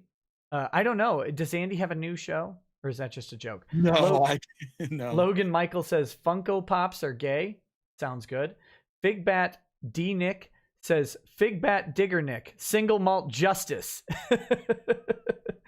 That's a shirt that may be coming very soon, Figbat. Thanks for watching, buddy. Really appreciate it. Lulzy King says, what about his tax evasion with his grandma's charity receiving his YouTube money and paying folks with gift cards? That's what we've been talking about. There's two. Some people may be confused. You can have a nonprofit that is not a 501c3 charity. You can just have a nonprofit organization that is federally taxed, but is exempt from various state taxes. That's one thing. And then getting a 501c3 is an additional thing. So there's two levels of problems. If his grandmother's charity is a 501c3 nonprofit, then you've got federal taxation issues plus state taxation issues. If it's just a nonprofit organized under the state of Alabama and it's not a 501c3, which again, it really depends on what you're doing, what your purpose is, then they could be in violation of the nonprofit statutes in Alabama. And may I say also, doesn't it also your charity with the government, it has to relate to what you're doing. So the YouTube, you can't just do whatever you want. You have to show that that's related to your tax exemption. Yeah, the money taken in needs to be related to your charitable purpose. So it's really weird if it is set up as a nonprofit, if it is set up as a 501c3 and that money's going in. I mean, I guess it could come in, but it's got to go out according to the charitable purpose. And it's got to go out to either another 501c3 organization, or it's got to be directly spent on whatever the cause of the charity is, or to pay administrative overhead. But a certain amount on 501c3s, a certain amount of money does have to go out of them each year based on any balances that they carry. So it's very, very messy. And if that's what they're doing, that's big trouble. Yes. Government doesn't like that. Not at all. Ryan English says, isn't it insane to agree to be held liable for something your fans do? Yes, absolutely. And I think that if Andy did indeed sign that, as Valor says, I'm pretty sure Andy didn't sign that until after they were aware that the fight was canceled, and Valor presented it to him after that. And even then, it's mildly insane. However, I think at that point, he would be pretty confident that no one on his side was going to do anything. And I don't think Valor would have blamed Andy either way, but still, you should never sign something like that. You never know. Right. And the other thing, now this is predicated, of course, on an alleged bomb threat that was reported by Tonka to Valor. And if I understand right, it was a Photoshop bomb threat to make it look like someone who is a fan of Andy's was threatening Valor. But there seems to be strong evidence that it was Photoshopped. Do you know anything about that? I heard about that, but I never saw any tweets or anything. I looked into it for a couple minutes and I just kind of shrugged my shoulders. Yeah, I was never in the Discord or anything like that. Like I said, months and months ago, I wiped my hands clean of it. I couldn't take it anymore. Yeah, and that's how I feel. Or that's what I read about, and I saw the file that was sent or whatever does have like Photoshop right in the name. Jeez. So unless they actually just for some reason imported it into Photoshop to make it, I don't know, compress it or something, but it doesn't look good. Again, I'm trying to be charitable and find a logical reason. Like I just I think you're being really nice, giving him some rope, but he's just going to hang himself with it. Well, I've already asked Amazon very clearly not to ship any rope to Alabama. Yes. Social Injustice Warrior says, oh, wait. Ryan English had more to his comment. Said, or someone identified by Valor as your fan, whether true or not. And that's the big one for me as well, is how do you show whose fan that was? That sounds insane to me. Correct. It is very insane. And you can tell that neither Andy nor Tonka had a lawyer, and they really should have had someone looking this stuff over, because they could have negotiated this stuff out. Social Injustice Warrior says, so what are we talking about here? Are we getting a lawsuit or not? It's up to Valor. I will say that I spoke to a couple people, and they indicated that the owner of Valor is the type of guy who would pursue a lawsuit on this. And they were people with a reason to know about that. Now, will he? I don't know. It kind of depends. If it turns out that Tonka's been attaching his grandmother's name to the channel, Valor, who might want to do discovery on that, might have a path to recovering from his grandmother, and might have a path to recovering from the used car lot. I love how you're being very direct with it. You're telling them, listen. I do no such thing. I'm not giving them legal advice. They can figure that out on their own. But if Valor would be aware of the fact that Tonka's channel, which they could certainly send a legal request to YouTube to find this out. They could subpoena this information if necessary.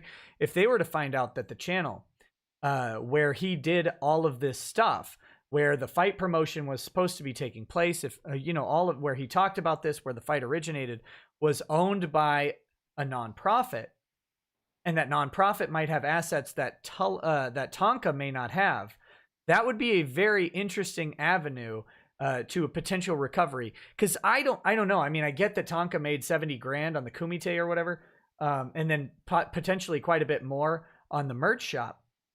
Which we're going to do merch in just a second. I apologize, but we are. When I always said this, I have to say this, Nick. We are assuming it's 70K. It could have been more. We don't have an exact figure. Right. Yes. And that's true. I'm just going off the number that was presented. That was presented to me. Is that 70? I mean, there was days in there you could see. I mean, I remember in the early days, they were making $2,000-$3,000. Right. Yeah. And it's certainly reasonable. But what my point in all this is, however much he made, I assume, based on everything else, that he's absolutely incompetent at keeping that money. He has basically no assets. I don't know if they went straight into like motorizing his wheelchair or what. That's yeah. I have no idea. But whatever it is, I have to assume that Tonka doesn't have any money left. And if that's the case, then they might have a problem recovering, or that he has sufficiently sheltered the money. Like maybe he's just got stacks and stacks of gift cards lying around, and he then wouldn't have the ability to, or he wouldn't have traceable assets in that way. But if Valor were able to tie it to the LLC may have assets. If they're able to tie it to the grandmother, she may have assets, especially if she's like, what? Why am I getting all this money? And he's like, no, grandma, just give it to me. And she's like, oh, okay, sweetheart. That would be a really bad choice. Yeah. Okay. So whether or not we're getting a lawsuit, I don't know. It's up to Valor. If they do it, it's probably in small claims court. If it's that 6,000 to 10,000 figure, unless they try to go after some extra damages on defamation, which I think they should do, because they should make it as expensive for him as possible to force a settlement, because they've got resources and he might not. But we'll see. If we get one, if it's reported and we get one and I can find the documents, I'll definitely cover it. Anonymous masked you and said, gas the vapist. So apparently you are to be gassed. I'm muting it now. Landon Mack and James says that front hole Tonka would even no-show a game of winner's drink with friends. Oh, wait, he has none. Sounds like our boy Maddox, I would say, Daddy. Yeah, there's some similarities to Tonka and Maddox, and I think it's when people with egos that are too big get pushed into corners, they lash out because that's what their ego tells them to do. Freddie donated and said, do not infringe this man's right to vape, sir. I appreciate that. And then Freddie came back and said, never compare RBG to the Emperor, you heretic. Correct. You're right. I apologize, and I will flagellate for that. Metacurist Murdochian Archiver says, I have to get you on one day. Props on the work you do. Also, Ginsburg will live forever as long as there are enough foreskins out there. Gang, gang. That was good. Yeah. Metacurist. Did you see that where she was on TV? Not her, but it was Julia Roberts or something. They were talking about the Korean. I couldn't believe it.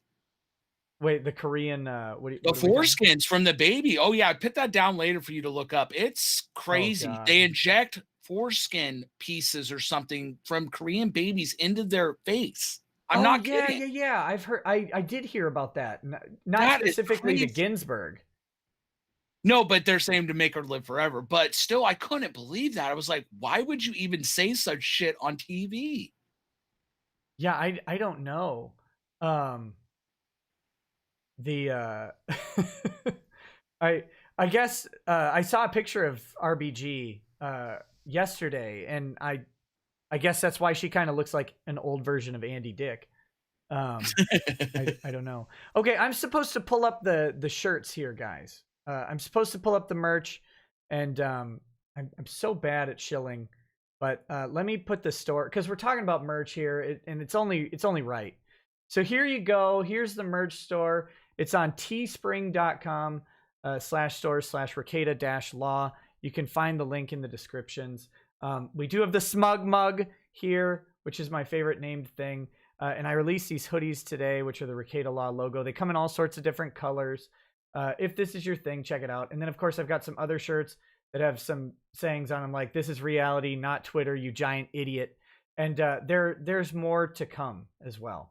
So there it is. I've shilled the merch. I really hate doing that, but check it out, please, if you want to. Oh, no, you should, Nick. A lot of people really want to support you, man. It's the truth. I know. I'm just, so I've been a salesman a couple times in my past, right? And the last sales job I worked was Wells Fargo.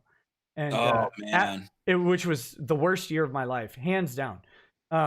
I went to that interview and they started talking about sales. And I said, if this is sales, don't hire me. I said, what? And I said, I'm literally the worst salesman on the planet. Don't hire me if this is a sales job. And they said, oh, it's needs based. And they hired me anyway. And then they got mad at how bad I was at sales. So yeah, and then they got they got in that lawsuit for having people sign up for things they shouldn't have. Yeah, I was reporting that because it was happening at our store. One of our tellers was signing people up for credit cards, and then one of our other bankers was signing people up for credit cards that they didn't ask for. And the customers would come to me screaming at why they got this new credit card that they didn't want. And I reported it several times to my manager, and the stores were incentivized to do that. They got profit for opening the accounts, and they didn't lose profit for closing them. So it went completely unreported. Good job, John Stumpf. I hope you enjoyed getting fired, dummy. There are pink shirts and hoodies in that merch store. If you click on any of the shirts, you'll see multiple it's not color pink, it's options. Salmon. There's a salmon option on some of them too. So, yeah. Okay. Couple more chats here. Matt Fields followed up and said, it's all those circumcisions keeping RBG alive. Kex7Go says, the man who raped incapacitated women at care facility was devout Christian, performed in Christian rap duo with his sister. You mean Christian rape duo with his sister, I think. How dare you typo that, Keck? Gravedigger says, date of death, July 24th, 2019, wikiobits.com, Ruth Bader Ginsburg. Siren Jag, Keck, in that vein, a pack of SJWs invaded my Facebook, complaining that the Arizona guy who raped the incapacitated woman was charged with sex assault instead of rape. I told them twice that if they had issue with Arizona legal terms, move there and be a lobbyist. Tonka's granny said Tonka was just a useful idiot. I'm the mastermind, and I stole $50,000 from my deadbeat bitch-made grandson. So there you go. That's great. Anonymous says maybe she broke up with her real boyfriend instead. That's Vamp, I think he's talking about, which is kind of brutal. Cree Rose says failure covered Tonka for a year by saying he was being paid by more than 75% of super chats from Tonka. Does that mean he is also part of this fraud to his fans? No, I don't think so. The fraud to the fans, we're going to talk about that in just a second. The fraud to the fans more relates to, I think there was a GoFundMe set up or something like Yeah, that. and then, well, now Vamp came forward and said, "Oh no, that was a joke." But again, you can't go to a judge and say, "Oh, it was a joke," when it's written out as a statement. Like I looked at it, the tweet, and I was like, "This looks like a statement. You're not joking about it." Now, so they did a legit GoFundMe, right? Well, they did a stream on Twitch, and if they did a GoFundMe, it must have flew past my head. But I know about the Twitch stream, and to me, that was I didn't see the joke in it. I don't know what's Vamp's talking about. Yeah, that I saw some shots from that. I'm looking. Oh, there's a lot of results for Tonka. Ooh, God, nope, none of them. There's a bunch of dog things here. Oh no! My dog Get Tonka got hit by a car, so the dog's in a wheelchair too. Okay, I'm not gonna find it on that. Maybe Tonka saw. I'll look one real quick. I had seen GoFundMe, but no. Tonka needs urgent surgery. Disabled If veteran. anybody has it at me or Nick, and I'll forward it. Yeah, if you've got the GoFundMe. Now I saw someone say a GoFundMe. That might have been in a hypothetical. I don't know that there was one. I don't want to misrepresent here. That's just something I saw in passing. So I have a question with the tweet, with the Twitter. This is a good question. If she sends out a tweet saying, "Oh," because if you read the tweet, it says, "Oh, food's expensive in Tennessee, and I'm gonna need food. Come to my Twitch stream to donate. I'm raising money for it." Is that considered a charity type deal, or I mean, that's kind of muddy in my opinion, but I don't know. It's muddy if it's on Twitch and it's not a charity stream. Okay, so what Zoom was saying about this, because he was talking about this while I was on the show, and I looked up, there is an Alabama code where Alabama could regard that as a charitable purpose. I don't think she's in Alabama though. Well, Tonka is. Yeah, but she did the stream. She was the one Sure. stream. So, who would have jurisdiction there is a good question. That'd be federal, I think. Yeah, that's why I'm not sure, because it's a very muddy type question. Now maybe put that on the side for later. Let's read this. Let's read this statute. This is 18 USC 1343. Fraud by wire, radio, or television. Whoever having devised or intending to devise any scheme or artifice to defraud or for obtaining money or property by means of false or fraudulent pretenses, representations, or promises, transmits or causes to be transmitted by means of wire, radio, or television communication in interstate or foreign commerce, any writing, signs, signals, pictures, or sounds for the purpose of executing such scheme or artifice, shall be fined under this title or imprisoned not more than 20 years or both. If the violation occurs in relation to or involving any benefit authorized, transported, transmitted, transferred, dispersed, or paid in connection with a presidentially declared major disaster or emergency, that wouldn't matter here, or affects a financial institution, that may matter, such person shall be fined not more than $1 million or imprisoned not more than 30 years or both. So, here's the question. Did they come up with a scheme to defraud money by false pretenses, representations, or promises? Under just a strict reading of the law? Yeah. Yeah, I would say so too, because the thing is Vamp at no point came forward saying, "Oh, I don't have hotel." She never at any point made it out to be that they weren't going. There was no what's going on. Now with Failure behind the scenes, I can tell you he was asking those questions. He was concerned, but he kept thinking, "Okay, we're going, because why wouldn't we?" Right, and that's yeah. It seems like Failure was lied to the entire time. And I think he was even a little too soft on that today.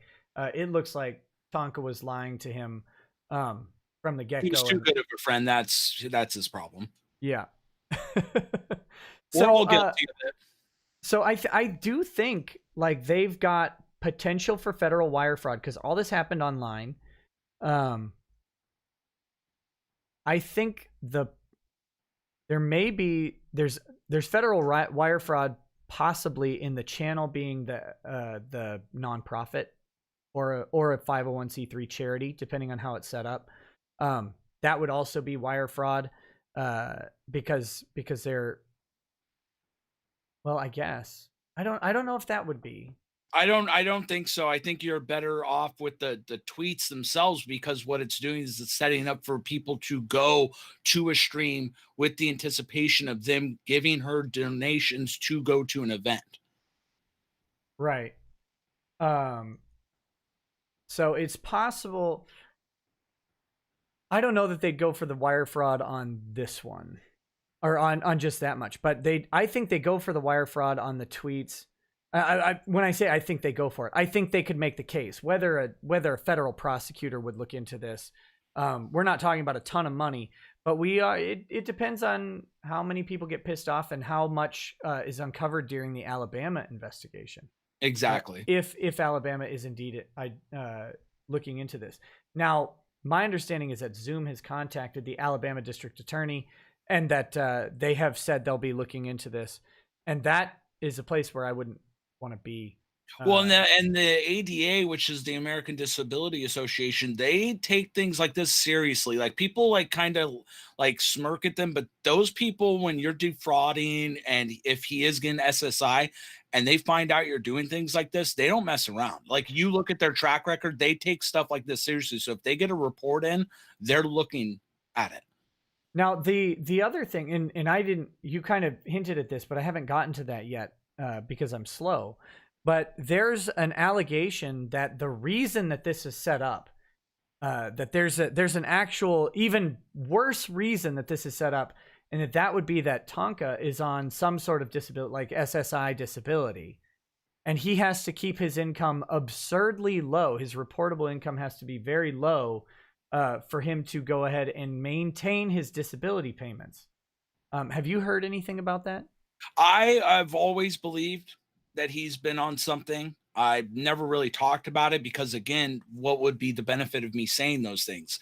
I always thought he was, because you heard about these injuries he had and you kind of just shrugged and go, okay, but then how are you still walking? How are you willing to fight people? So I always had the suspicion. But we were talking about this the other night. The problem is I asked Zoom this, is there a database? And I knew there was, but I wanted to ask him, and there's not. They keep all that kind of stuff private until a matter is raised. Right. Yeah, because you can't have people's private information about any sort of medical issues being made public by a database. So no, there wouldn't be anything that would be easily accessible to someone. You'd have to that'd be between Tonka and whoever he's working with on Social Security. It would explain a lot, though, why the channel would be in his grandma's name. Right. It absolutely would. It absolutely would. So there's that. So that if that's the case, if he's defrauding Social Security disability, that's a felony. When you incur benefits for the purposes through fraudulent purposes, or you shelter income to maintain those benefits in some way that is not 100% legal, because there are ways to kind of shelter income in some sort of legal sense, depending on the type of income. But I mean, this isn't protected income, and running it through a nonprofit and then paying yourself with gift cards or whatever is definitely not an appropriate way to keep that off your reportable income. That would be that's a felony, and depending on where they are, you're talking 3 to 5 years in prison. They really hate when you take benefits, and they do prosecute on those. I can't stress that enough. They really hate when you do that, especially the South. Alabama is not like a blue state haven where they would not be interested in this. And Real Lady Rackets, yes, eventually I'll bring you some cold pizza. So let's see. I've got a bunch more chats here. Let's Okay. Ninja Breadman says, "Is there truth to the rumors that you will tag team with Legal Eagle to wrestle Bronx Blogger and Kevin Landau? Keep up the good work." I will not get in a ring with Bronx Blogger because I don't want to get AIDS. Donga's Mima says, "Nick, have you heard from my grandson? I'm worried about him. Can you summon him with a daddy? No!" Also, his AdSense went through my nonprofit, Wheelie Warriors Inc. Andrew Casey says, "On the celebrity scale of Meg Gibson to Gilbert Gottfried, how pro-Israel is this law firm?" I'm not pro anything unless they pay me. Joey Bound says, "Get Handsome Truth on your show." I don't know who Handsome Truth is, but I'm willing to talk to him. Have him DM me. Matt Field says, "Read your Stream Me donations. RBG dead." Yes. I will read the Stream Me donations too. Landon Mack and James says, "Guess favorite anime." So what is your favorite anime? I would just have to say Digimon. I know that sounds stupid, but I enjoyed it for many years when I was young. Okay. Well, that's offensive to me. I'm sorry. I know, but it just is. It's Yeah. Cars in Depth says, "Nick, what's with all the Jew haters in the chat?" I don't know. Do people hate Jews in the chat? If they do, well, that's their issue. Bagel Goose says, "Don't worry, YouTube. We love the country of Israel." And Mecha Brandon says, "How do you think Donga compares to Maddox in terms of embarrassment?" I say worse. do too. I don't think Maddox is embarrassed. Well, and he still got somewhat of a career. I mean, might not be much, but it's something. Tonka has nothing. Yeah, well, I don't know that we could call whatever Maddox has a career. To be brutally honest. So, yeah. Well, that's where we are so far. Well, someone mentioned this is a good point. It's the notary stamp. You didn't touch on that, Nick.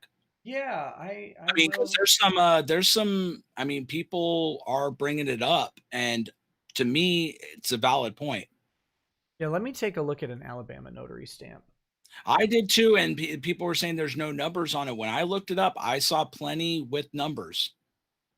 Let's see. And he has access to it from what I understand, so he could have just gone in there and put a stamp on it. Well, there's two types of notaries in Alabama. There's a stamp and then there's a seal. Let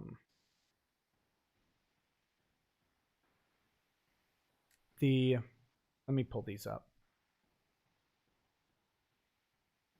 Okay, so here's I hate everything about this. Here we go. Here's a notary public seal from Alabama. Now, a seal is a machine that puts a literal imprint on the document. So we have a notary, and if you'll notice, there's not a number on the notary public seal in Alabama.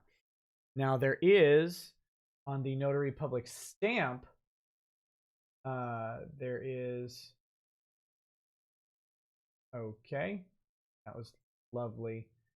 Well,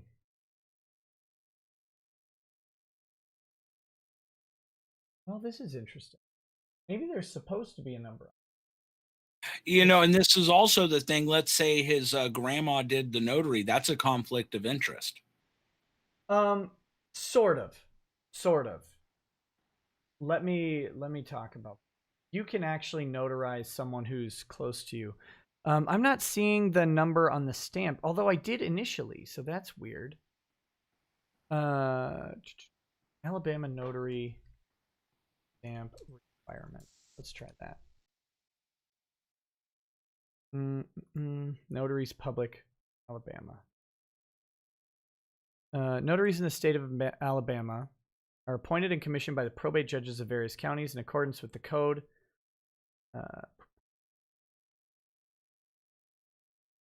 To become a notary, individuals must meet all the state's qualifications, submit an application, qualify for a $25,000 bond.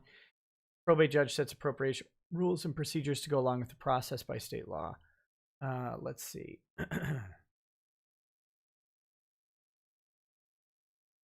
Okay. I'm looking at the. Here we go.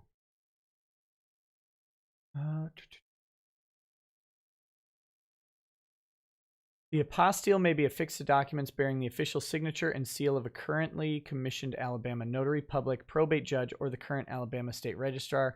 Please note all birth certificates and death certificates requiring an apostille must bear the signature of the current Alabama state registrar. Certifications. The certification may be affixed to documents bearing the official signature and seal of a currently commissioned Alabama probate judge.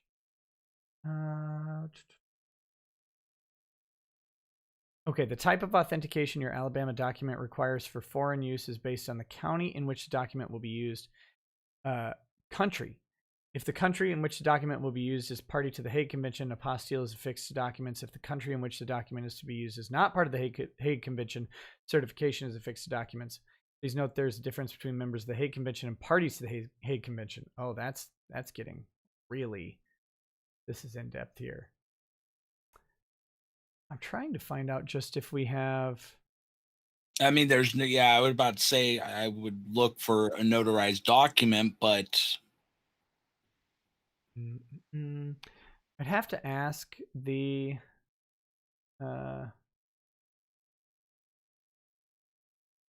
Newest registration regarding notaries public. All right, what do we got here? Hold an act. Give bond. Where's the stamp?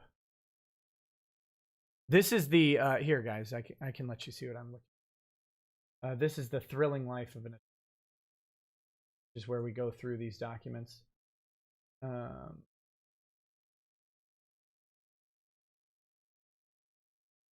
that was completely useless.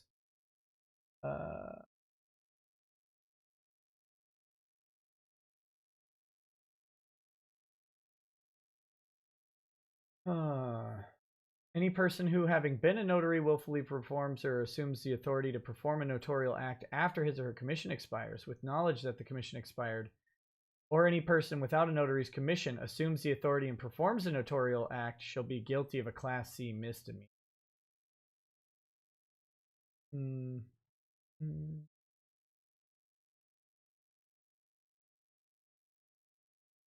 Doesn't say anything about the stamp requirement.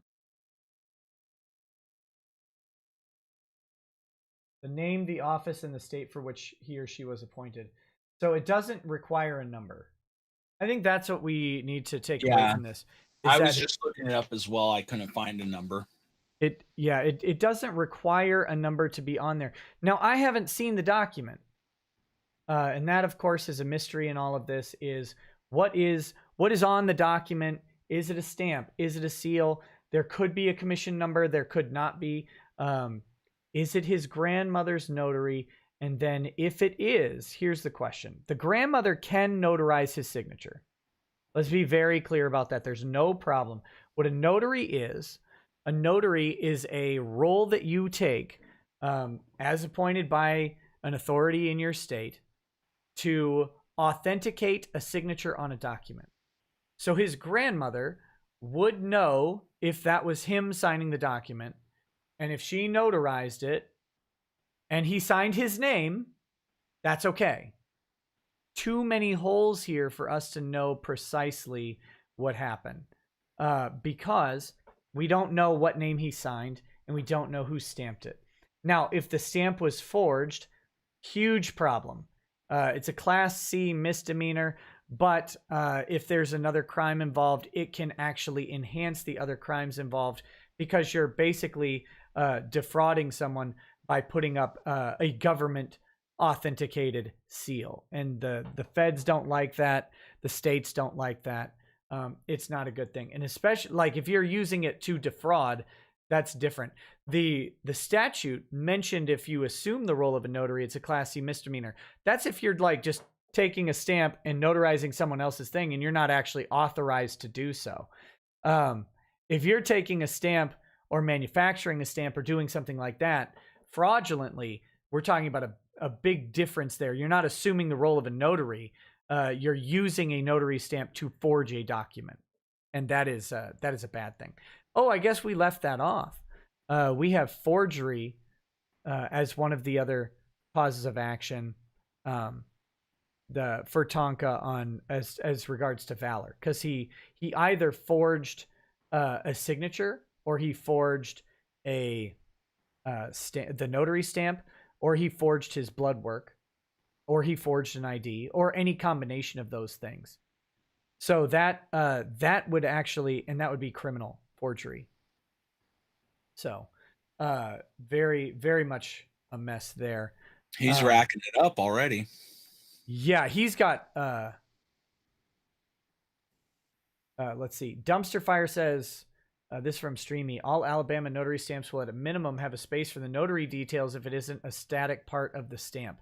Yes, but in the statute, it doesn't require a number. So I don't want to misrepresent that a number is required if it's not, because the stamps don't seem to have numbers on them at all. So again, while that may be the case, that we would normally see a number there, if it's not required by the statute, it's a little harder to prosecute.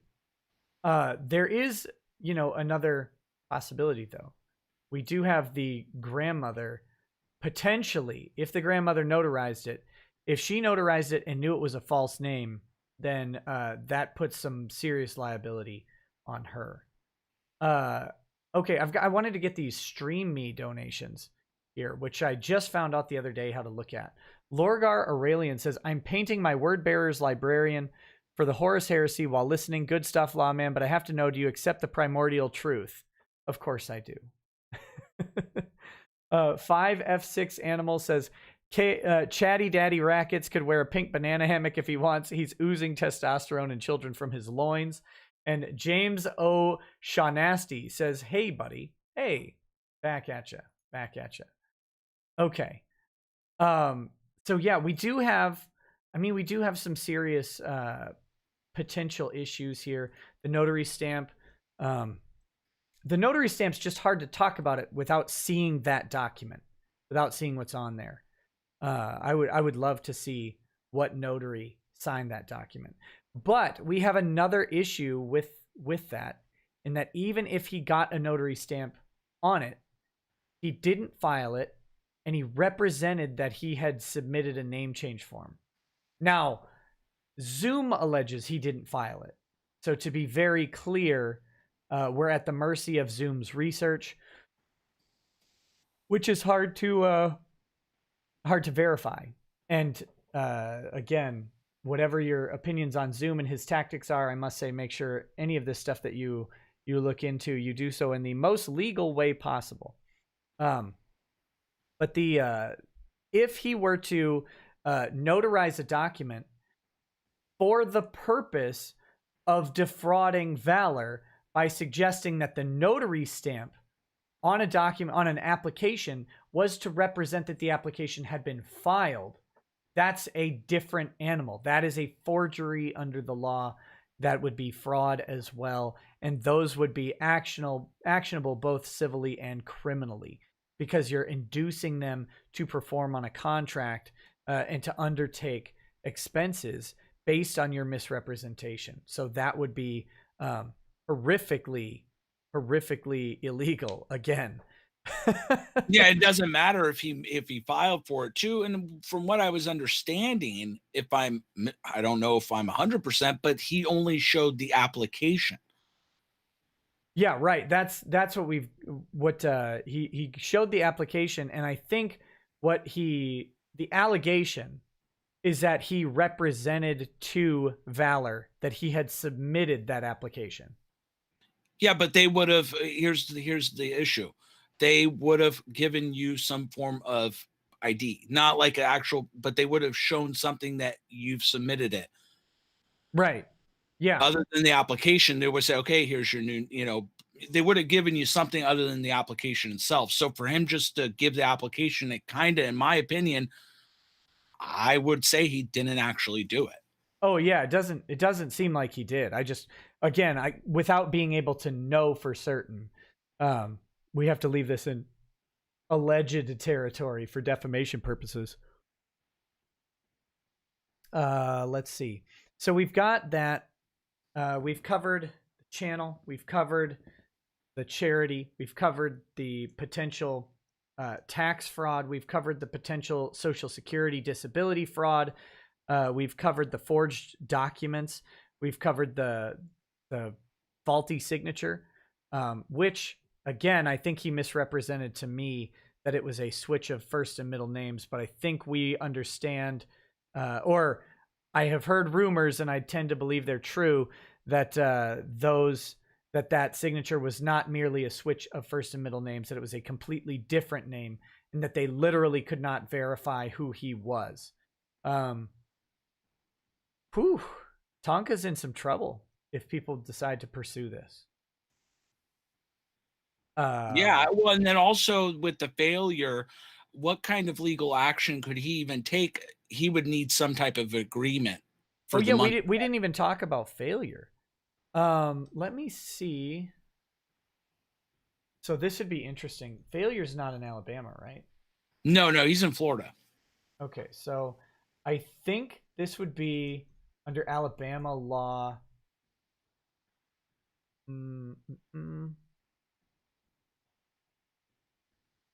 So oral contracts. I'm trying to see if Alabama recognizes verbal contracts. Oh, excuse me.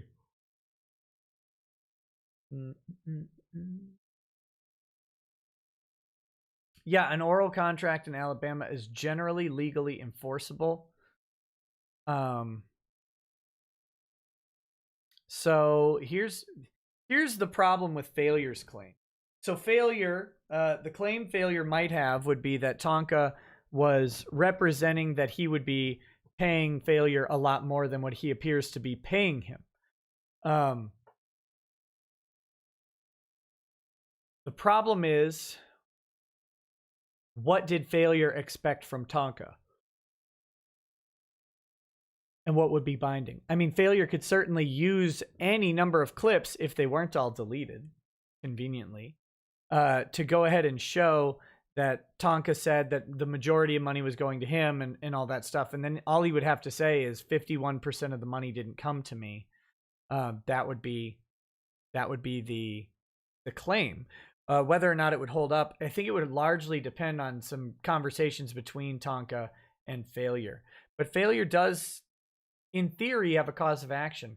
Question for all of this: so many different people have causes of action against Tonka, and for significant amounts of money. Question is, does he have it? Does he have the money? If he doesn't have the money, then it's not worth these people going after him.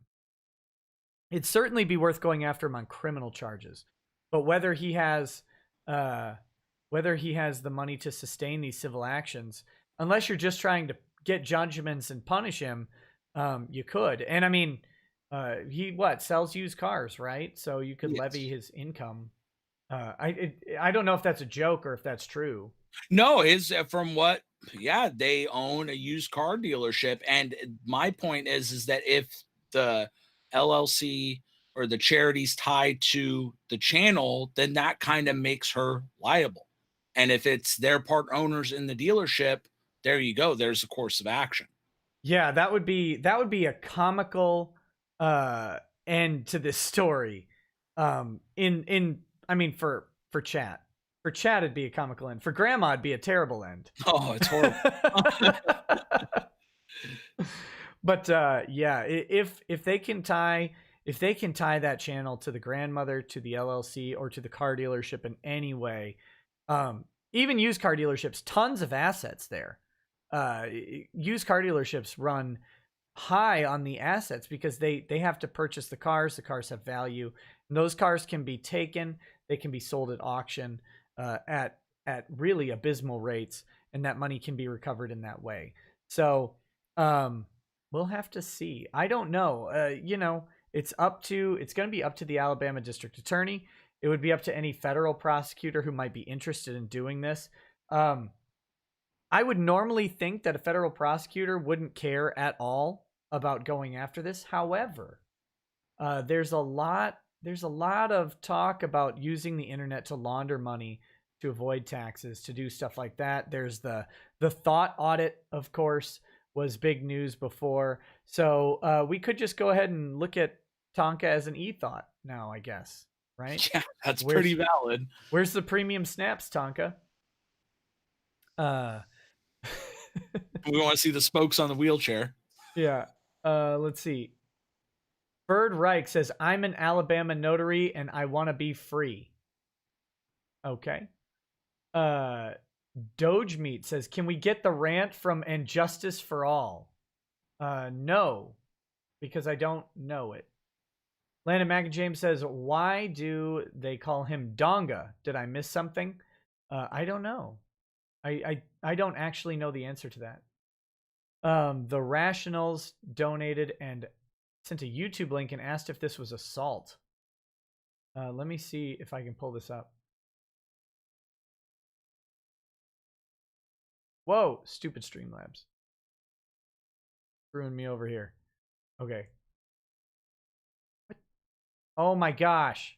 Guys, I am so bad at technology that it's pathetic. Okay, here we go. Let me see if this is assault.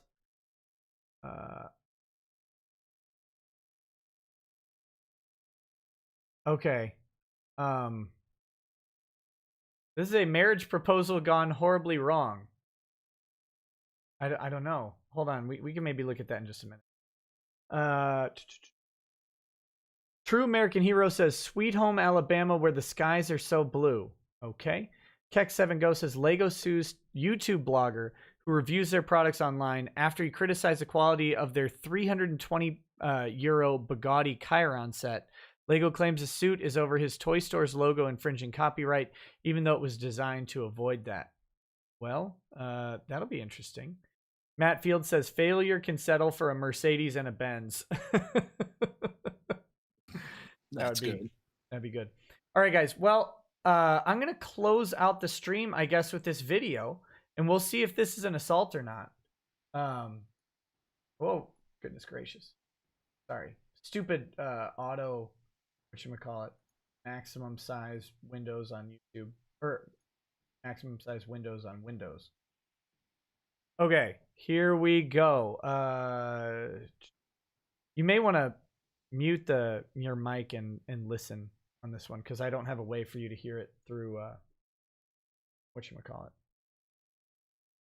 Here we go.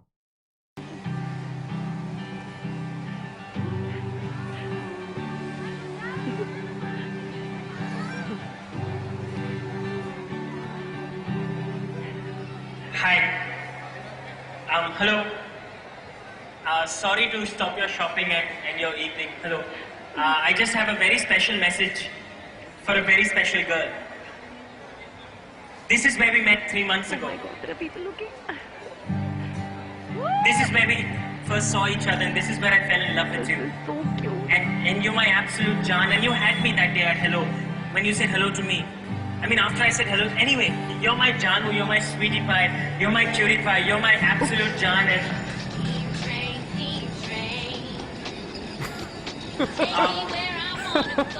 Anyway, keep going. You, Janu, you're my sweetie pie, you're my cutie pie, you're my Shonu, you're my everything, and I know you find this cheesy, but I want everyone to know you make me really happy. And I have a little poem for you, and I'd like everyone to hear this. When you smile, the whole world stops and stares for a while, and my heart ceases to beat, and there's nothing else that I seek except you. And I just have one question for you. Janu, I need to. You truly make me the happiest person on earth. Oh, yeah.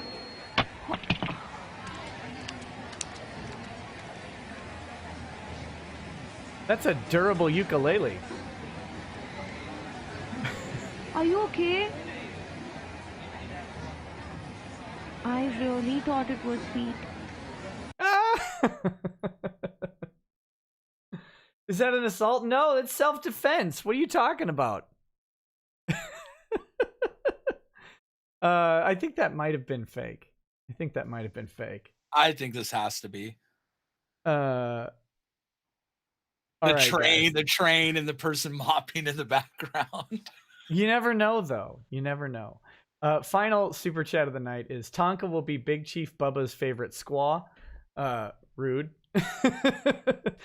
Someone asked if we covered whether people who individually donated have recourse. They do. It's called a chargeback. And I hate to do that to Vamp, but if you donated under the guise that that you were giving money to to Tonka doing this, and he didn't do the thing that you're trying to do, your recourse as an individual would be a chargeback. Now, I think chargebacks have to be, you basically have to have given over $50 for it to start mattering. But that would be your recourse. As for the, there could be some misrepresentation there, a violation of the Alabama code, but that's not an individual cause of action for the donators. Donators have a simple remedy of chargeback. I mean, you in theory could take them to small claims court, but I think a chargeback would be much cheaper, more convenient, and would achieve the purpose you're looking for. But you'd have to make that decision for yourself on whether that's worth it to you. So, all right, guys. Visa allows chargebacks for 6 months for any reason, says Where Tiger Ray. So yeah, you just have to look into that. Look into if that's worth it to you. There are different chargeback rules, slightly different chargeback rules for debit cards and credit cards. So make sure you're clear on which one that is. Just look up what the chargeback rules are, or call your credit card company and ask them, and they'll tell you if you incur any liability. Some of them do require a $50 liability or something like that for the chargeback. So just make sure you're doing it right. You can always call your company and ask them the process, ask them what risk it would be to you. But if you donated for a purpose that you thought was not or that was not done, I mean, chargeback's your answer there. There you go. So, all right, guys, thank you for joining me. I will be working on a show. I don't know if I'll do it live or if I'll do a recording. I love doing live shows, so maybe we'll do that. But where I try and defend Tonka based on the information I have. So look for that, I guess, coming out soon, maybe in the next couple days, as I kind of organize my thoughts and get more information from other people. If you like my channel, please subscribe to it. Subscription numbers have been very good over the past week, so I thank you for that if you're new to the channel. Yeah, just if there's anybody else you think might like this show, go ahead and share it to them. Thank you so much. Thanks, Loyal Logic, for coming on and helping out explain some stuff, and thanks for helping out Failure. He seems like a guy who's gotten caught up in something that's kind of way beyond what he expected. And, he was just trying to be a good friend. Yeah, that's what it looks like. So, well, thanks, guys. I hope you have a good night, and we'll see you tomorrow for something. I don't know if it's going to be Tonka or something else, but I will announce it on Twitter as always. And again, check out the merch shop, please. And if there's something you like, get it. If there's something you want to see that you would like, it's very easy for me to create different merch.